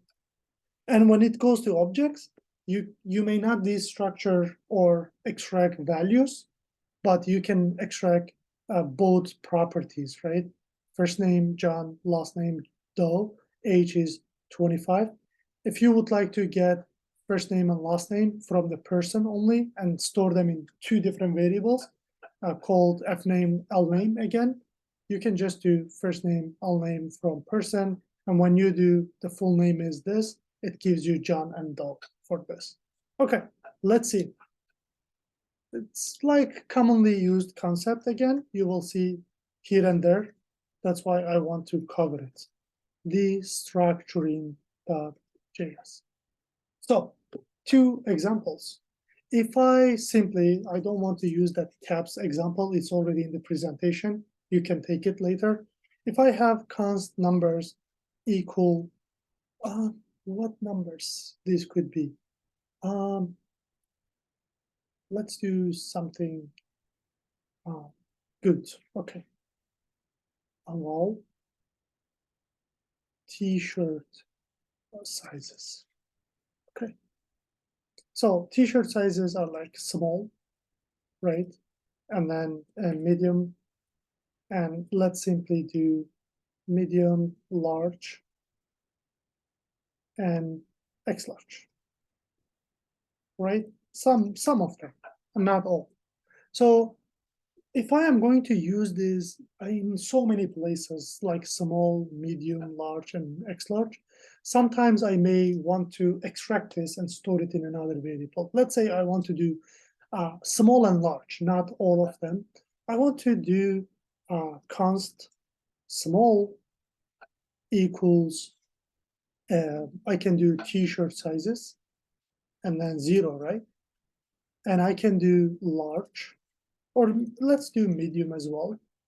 Medium is 1, and I can do large as 2. And what I can do, I can use this everywhere. I can do console log all together, kind of small, medium, large. But assume that actually I am using them. If size is small, do something, etc., etc. You know. So this structuring helps us to do this better. Let me run this code first, show how it works. Obviously, we get small, medium, large. Nothing else, nothing surprising. And instead of this, not good way, right? Not preferred. Instead of this, I can use array destructuring. What I will do const. What I need from this, I need small, comma, medium, comma, large from. This equal read is actually a little bit as from t-shirt sizes. This line does exactly the same thing this does. If I run again, small, medium, large. This is basically the structuring of the array.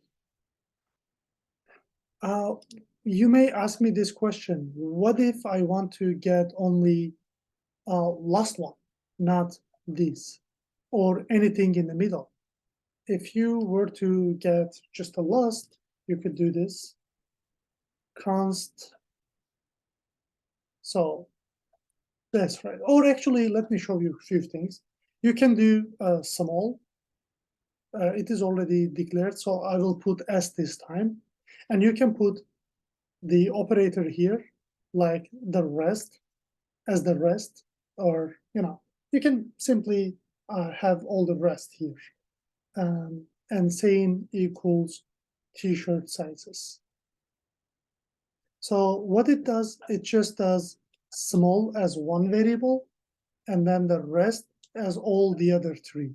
So let me show this under that. So small s comes as the first one, comma, the rest. So it splits the array into 2. We got small as one variable, and also the rest as second. So will be medium, sorry, medium, large, and x large. These are some array, but the rest is still an array. Okay? So console log s and console log the rest simply. Don't be confused. I just name it the rest. This is not rest parameter. Okay. Yep. You guys see small, and actually these are having their single quotes rest. And lastly, if you want to skip some elements, you can do this const. Let's say from this, I want to get medium and x large. So for the first one, I don't want anything. So I just need to put a comma to skip the first one. And then I will do medium for m. And then I will skip the third one as well with another comma. And I will put x for the x large from t-shirt sizes. Now, if I console log my m, which will give me medium, and if I do x, it will give me x large. So each comma is going to skip one element, right? If you want to skip everything and get last one, you need to put comma, comma, comma, and then x, which will give you the last one. So any question? Would like to get your questions if you have any. With these structuring arrays, simply. Why mostly we are using it? Because you don't want to do this, right? Long way. Mhm. Not mostly, sometimes. Okay. Destructuring arrays. And my goal here, honestly, is just to show you. I don't want you to, when you see this in a code, I don't want you to feel, oh, I took a course from Tech Global and I never seen this. I just want you to be aware of it, right? And it is a question. What is destructuring? So it is basically extracting some values into variables at a time from your array or from the object. Now I will show the object example. Okay. Any other question before I start with the object?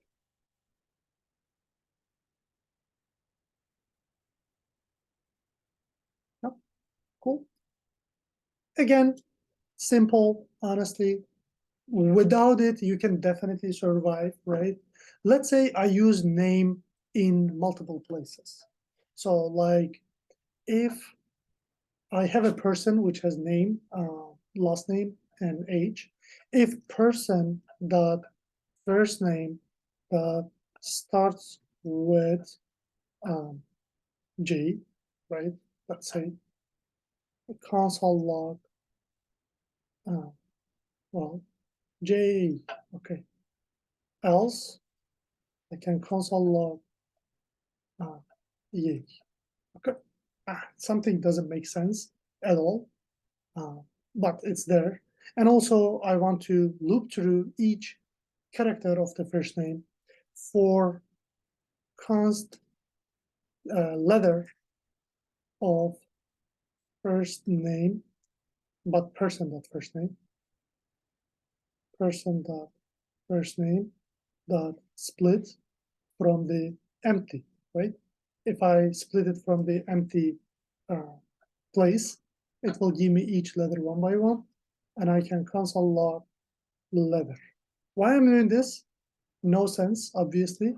It's just I'm showing that I can use a name for different purposes, right?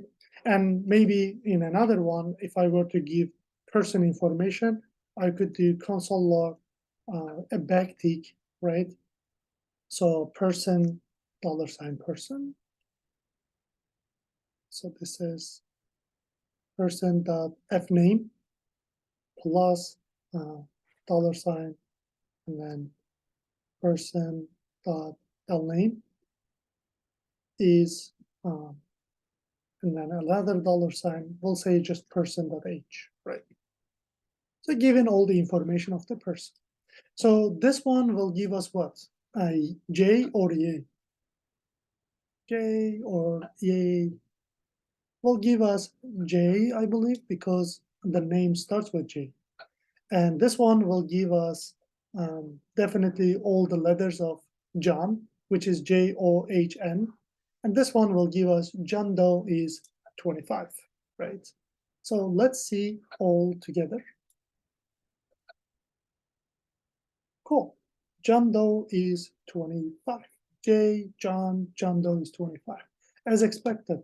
But what is the problem here is I am always referring this with the person.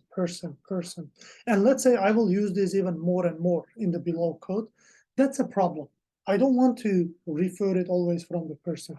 What I can do, you remember with Java, I was teaching to our alumni before. I said, if you're going to use one thing, one variable more than once, I highly recommend you to put it in another variable. So let's say const first name equals person dot first name, f name, right? So now what I can do, everywhere that I see person dot first name, I can simply say first name, which makes my code better, right? More readable, more like organized. And can I do the same thing for the last name? Yes. And this one is going to be last name. And anywhere I see last name now, I can use my new container. So here, for example. And anywhere else? No. And also do same thing with the age. Person.age. Let's give, I don't want to use the same, or even you can use the same, because this one is block scoped. It cannot be reached outside. And this age is global. They are different age variables. So I'm free to use it. I can use age. And instead of person.age, from now on, I can just refer it with the age. So now when I check my code, honestly, it looks much better. Instead of person.first name, person.first name, person.first name, person.last name, and person.age, this looks much better, isn't it? How do you guys like it? I should highlight the person too. So far, nothing surprising. Same as Java, but JavaScript tells you, well, don't do this. This is not good. I can give you a better way to do this. What is this? This structuring objects. How you can do this? Say const, and then put your curly braces. What you want? You want to get first name, and then last name, and then age. From where? From the person. But this case, let's see. Since they are different, is it gonna get this or not? This could be a problem. Age may work, but yeah, first name will not work. So it has to be the same key name, your variables. So first name, and this should be the last name. This is my bad. I just want to differentiate it with the variable, but it should be the same key name. This one to be L name. Now I fix it. First, get first name, last name, age from the person, and then use them as containers. So even though it was a bit mess, still I believe it was clear and you got the purpose. Instead of doing this, just get this. Is it clear? Please say yes or no. And then we can continue with the next topic. Cool. You like it? Or without this, I can still survive? You're kind of in that mood. Let me ask, I get him. I get him. How do you feel about this? I don't know. Yeah. Honestly, Yeah, I need some. Yeah, I think I'm gonna walk through again from line by line. But actually, it makes sense actually. But with the another example, I could have some problems. yeah, definitely. No, that's what I want to hear. It makes sense. But yeah, I need to practice. That's it. Cool. Let me ask one more person. Tasneem, did you like this structuring with array and object? Is it, Yeah, you know? I mean, I understand it and I get it. I never used it before, but Yep. definitely easier. It's cleaner, much Yeah, cleaner. that's the purpose, right? Like this structuring, I go to definition, so more readable, simply, organized, and makes us code less type less, simply. Okay. Yeah, here you don't need to get all of them. If you want to get just two, you can definitely do just two because you use same keys as the variables. So it allows you to get two or one or multiple. It's up to you. Okay. Enhanced object literals. This is something very easy. Let's see it. I mean, we create the objects a lot, but I want you to see this one too. I believe it's 28.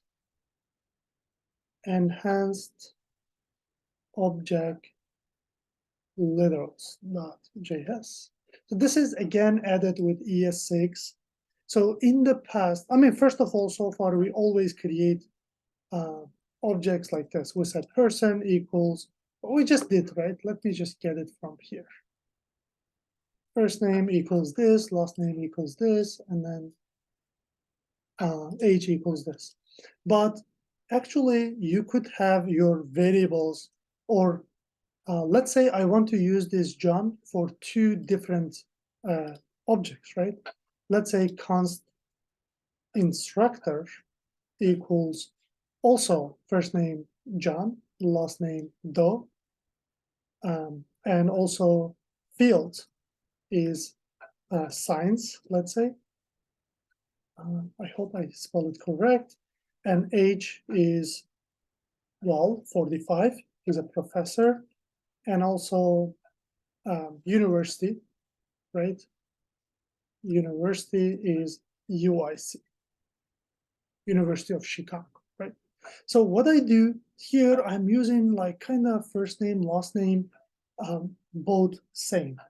And what I can do, since I use this, let's say even my first name and last name coming from a like kind of Java faker or an external library, right? First name, last name. And what I can do, I can store this const first name equals like John, but assuming it comes from another library, not like this even, right?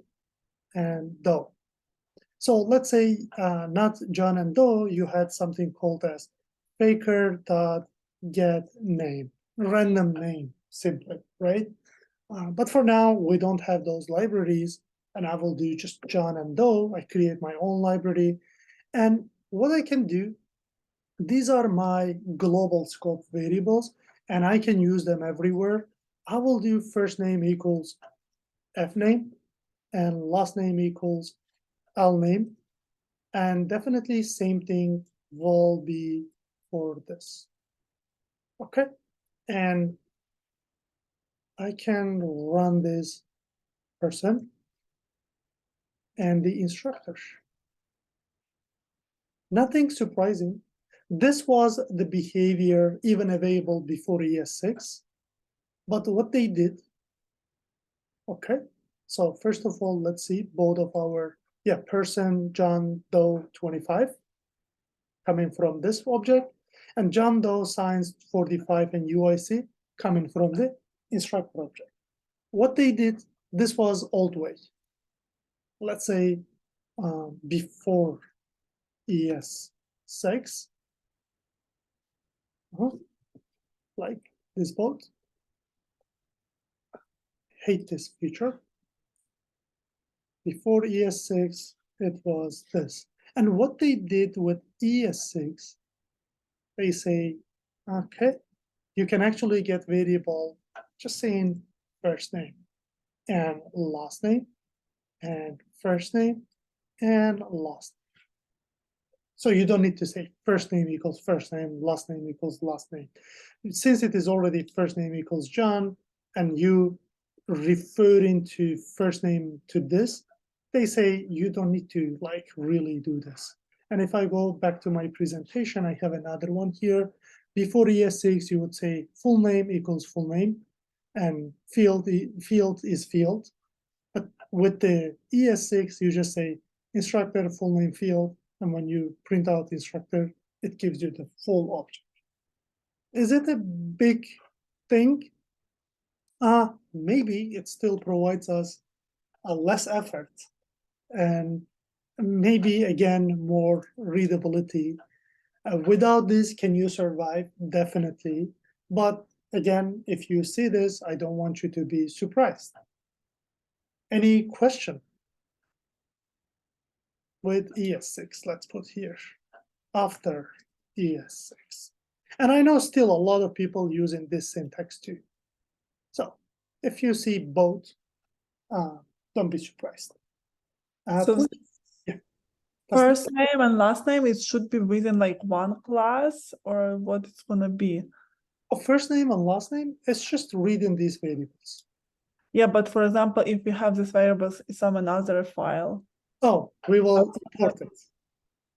Yes, good, Okay. good question. We will import it, but we will still import it as a first name and last name.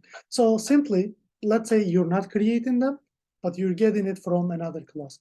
You will either use import F name, L name, you will do from, some files. Let's say you have user dot JS file or txt file or something, a file. Okay, so file dot some extension. You will import it from there, and then you will be able to use it. Or there is another way to import. We will learn tomorrow, definitely. You will do const fname, lname, which is basically requires. We will learn those tomorrow, okay? So don't worry about this. For now, let's just create our own simple variables. Yeah, but assume later we will use an external library and they will come from there. What I want you to understand here, actually, you don't need to do this. Just saying first name, last name is enough. Importing will be later, tomorrow. But little by little, we are getting there. Any question there? No? Please put a thumbs up or send yes in the chat if you got it. I just want to make sure at least it is understood a bit. Yep, cool, not a big deal anyway. Now, this keyword. I'm super happy that most of you guys are familiar with this keyword because we use this a lot in Java as well, and it refers to the object. This was what we know. But in JavaScript, depending on how it's used, it may refer to different objects. So it is still referring to an object for sure, but it refers to different objects. So alone, if I just go to, for example, let's create a file. I believe this is 29. So 29, this keyword.js. So before how we use this, before I show that, let's just do without anything. I will do console log this without anything. Do I have any object there?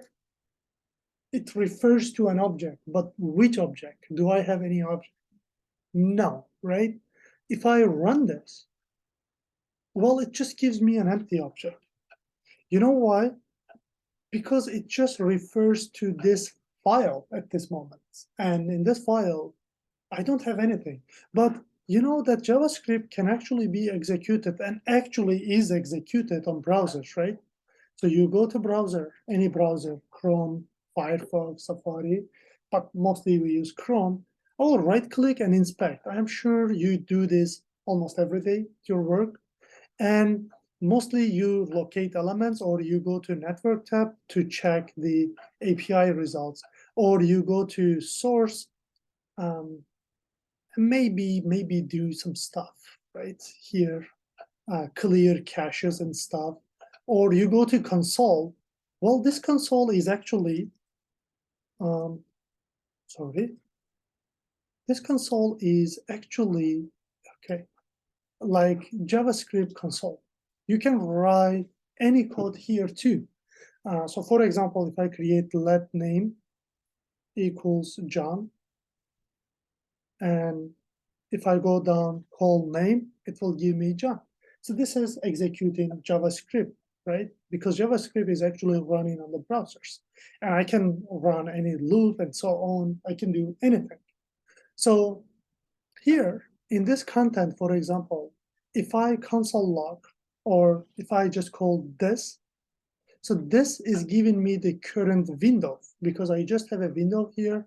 And if I open the window, there are a bunch of things like here, a lot of things, capture Chrome, closed false, it is open. I get a document, location URL is the Chrome new tab page.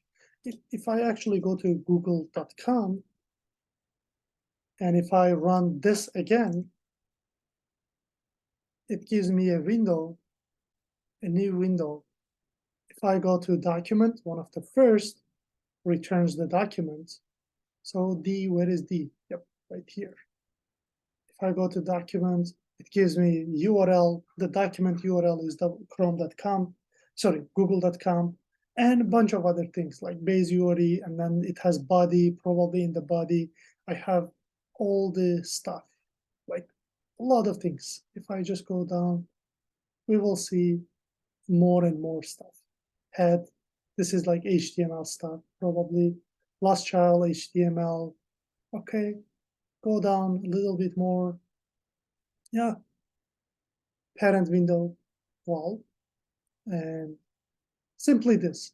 In this context, what I want to show here, so simply if I refresh again, in this content, when I call this, it refers to the whole window that is open.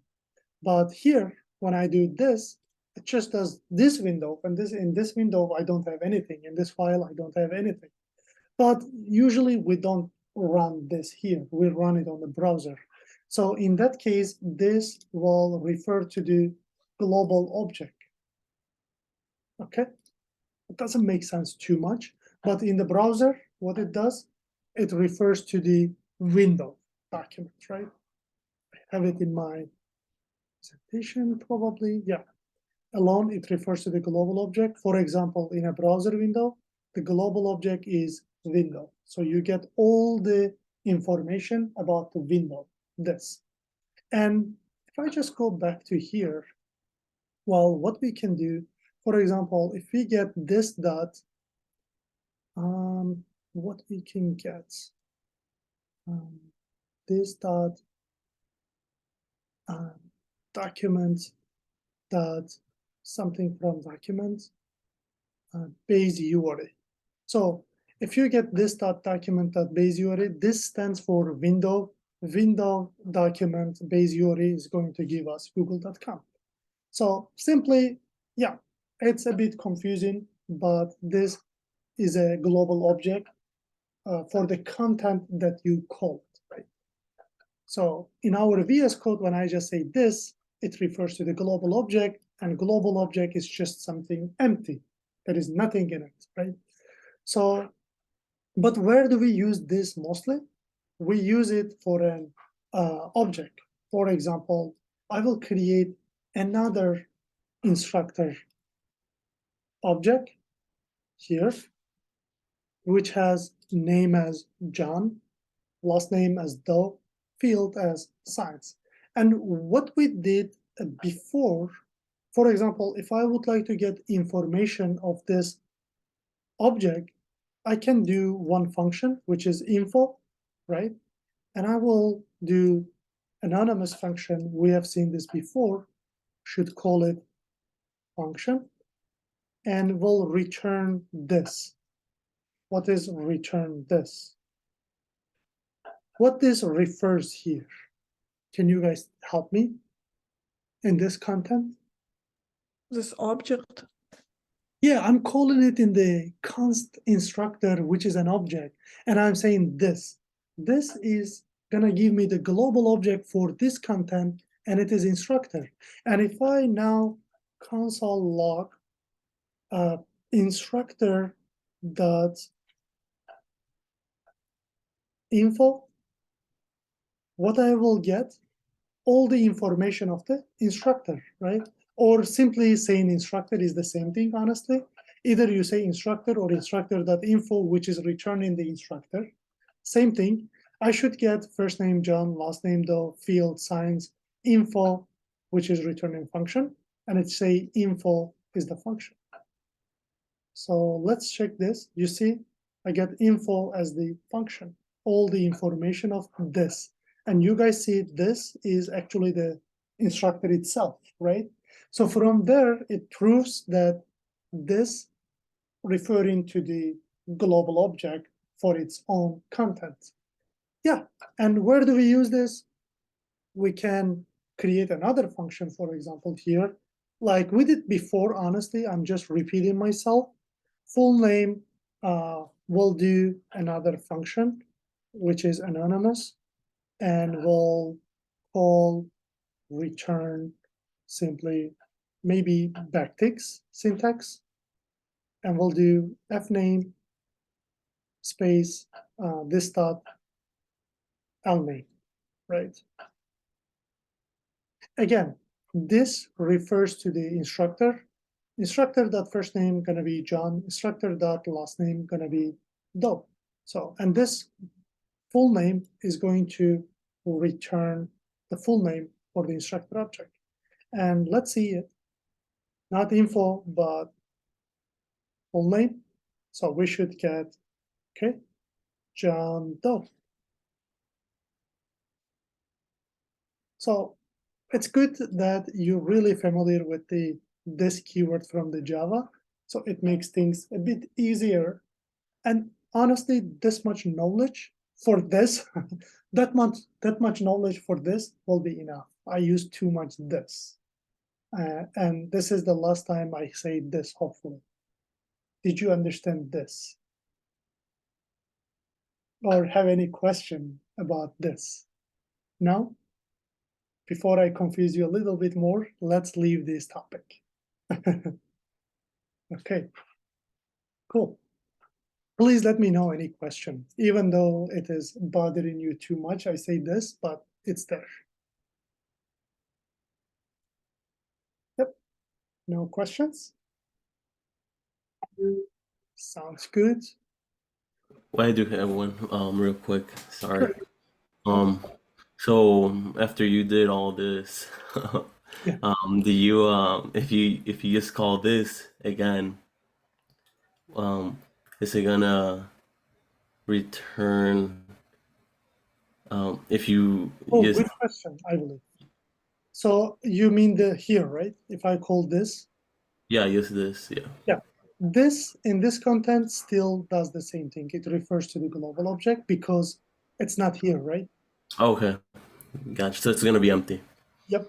Still, Okay. it is the global object. Like actually, if I were to take this whole code in the browser, let's just clear this and get this all. Okay, just delete all of that. But if I put all of this here and hit enter, you will see, okay, I should not say console log, because you see here, first it returns a window, then it returns the object that I have and full name of the object, then window again. So this by itself stands alone for the global object. But in the content like instructor object you have here, when you call this, it refers to the instructor. It's a good question, actually. Cool. Thank you. Last of the day, one of the easy one, honestly, not too hard. We don't have this again in the other languages, but in JavaScript, we have this. And you will be using this immediately invoked function expression here and there, again, especially with callback functions, or actually with closure. It is used commonly, not much, but if you see it, don't be surprised. So immediately invoked function is what? It is a common JavaScript design pattern used to create a function expression and execute it immediately after its declaration without calling the name even, because this function doesn't have a name even. So typically wrapped into parentheses to distinguish it as an expression and prevent its variables from polluting the global scope. Too much information. It's not that complicated. So regular function, and then if you would like to invoke this and get really hello, you can just explicitly invoke it saying greet, and then this will tell you hello, because the task of this function is saying hello. But look at this. It is a function without any name. And what it does, it also says hello world, and you wrapped it in another parenthesis, and you put in another parenthesis to invoke it. This is immediately invoked function expression. Let's see how does it work. I believe 30 and immediately invoke function expression.js. So I will use exactly the same example I have in my presentation. If you have a function like this that is saying hello, okay? And if I were to tell you guys how you can invoke this or how we can get this result out, you will say, I mean, you need to call this function. You need to invoke this function, right? And that's what we have been doing all the time in any language. I will call greet, or even 2 times. I will see 2 times hello and hello. Yep. This is a regular way that you know. But what this immediately invoked function is, instead of doing all this thing, you may not provide the name, and you can wrap this into a parenthesis, and you can put it in instead of greet. And one more time.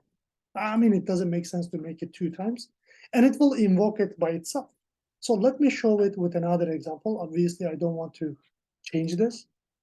Okay, let me maybe show it with function expression. It could look even better. Let's create another function. So const hi this time equals an anonymous function, which is console login hi, not hello. Okay. So this function does what? Just says hi. And if I want to invoke it again, I should call hi, and it will invoke it. Well, it works. So now, how does it look? Instead of this hi, I say hi with the parenthesis. Assume that I am just taking this whole thing because it's equal to hi, right? I take this and put it instead of hi. But one more thing you should do, before you take it and put it instead of hi, you need to just wrap it with the parenthesis in and out, and then have it. And what this does, it invokes itself without you calling it. So look at this. If I run this program, this function is going to be created, and then it will call it 2 times. We'll do hello. I mean, let's delete one of them. I don't need really 2 times. But I'm not invoking this. I'm not calling anything. It doesn't even have a name. So immediately invoked function expression, it will invoke itself. So if I run this, so hello, created and invoked right after its creation. So this part is creating it, and this part is invoking it right away, even you don't need a name. If it was having a name, you would call it with the name and parenthesis. But here, in this case, you don't give it a name. You right away put another parenthesis at the end, and it becomes self-invoking function at the same time. And it's called as immediately invoke function expression. So for example, here it's not the best way to see it. If I were to put this in browser, maybe you will see better. So let's just refresh this. Cool. If I put this function and I hit enter, you see nothing happens. But the function is created. If I want to see the result, I need to invoke it explicitly, calling the greet function. And it says hello now. But for the second one, if I put it and hit enter, it will invoke itself right away. Enter, hi. I didn't invoke it. I just put the function, immediately invoked function, and it says hi after its creation. That's it. If you see the syntax, that is self-invoking function, and you will definitely see it when you start working with some JavaScript environments. Cool. With that, we covered everything. I just realized one thing in my presentation, that I am missing the explanation for REST parameter, right? I don't see it. Default parameters are here, but the REST parameters are not here. I will add it and then upload to Canvas. It's my bad. And that's it, simply.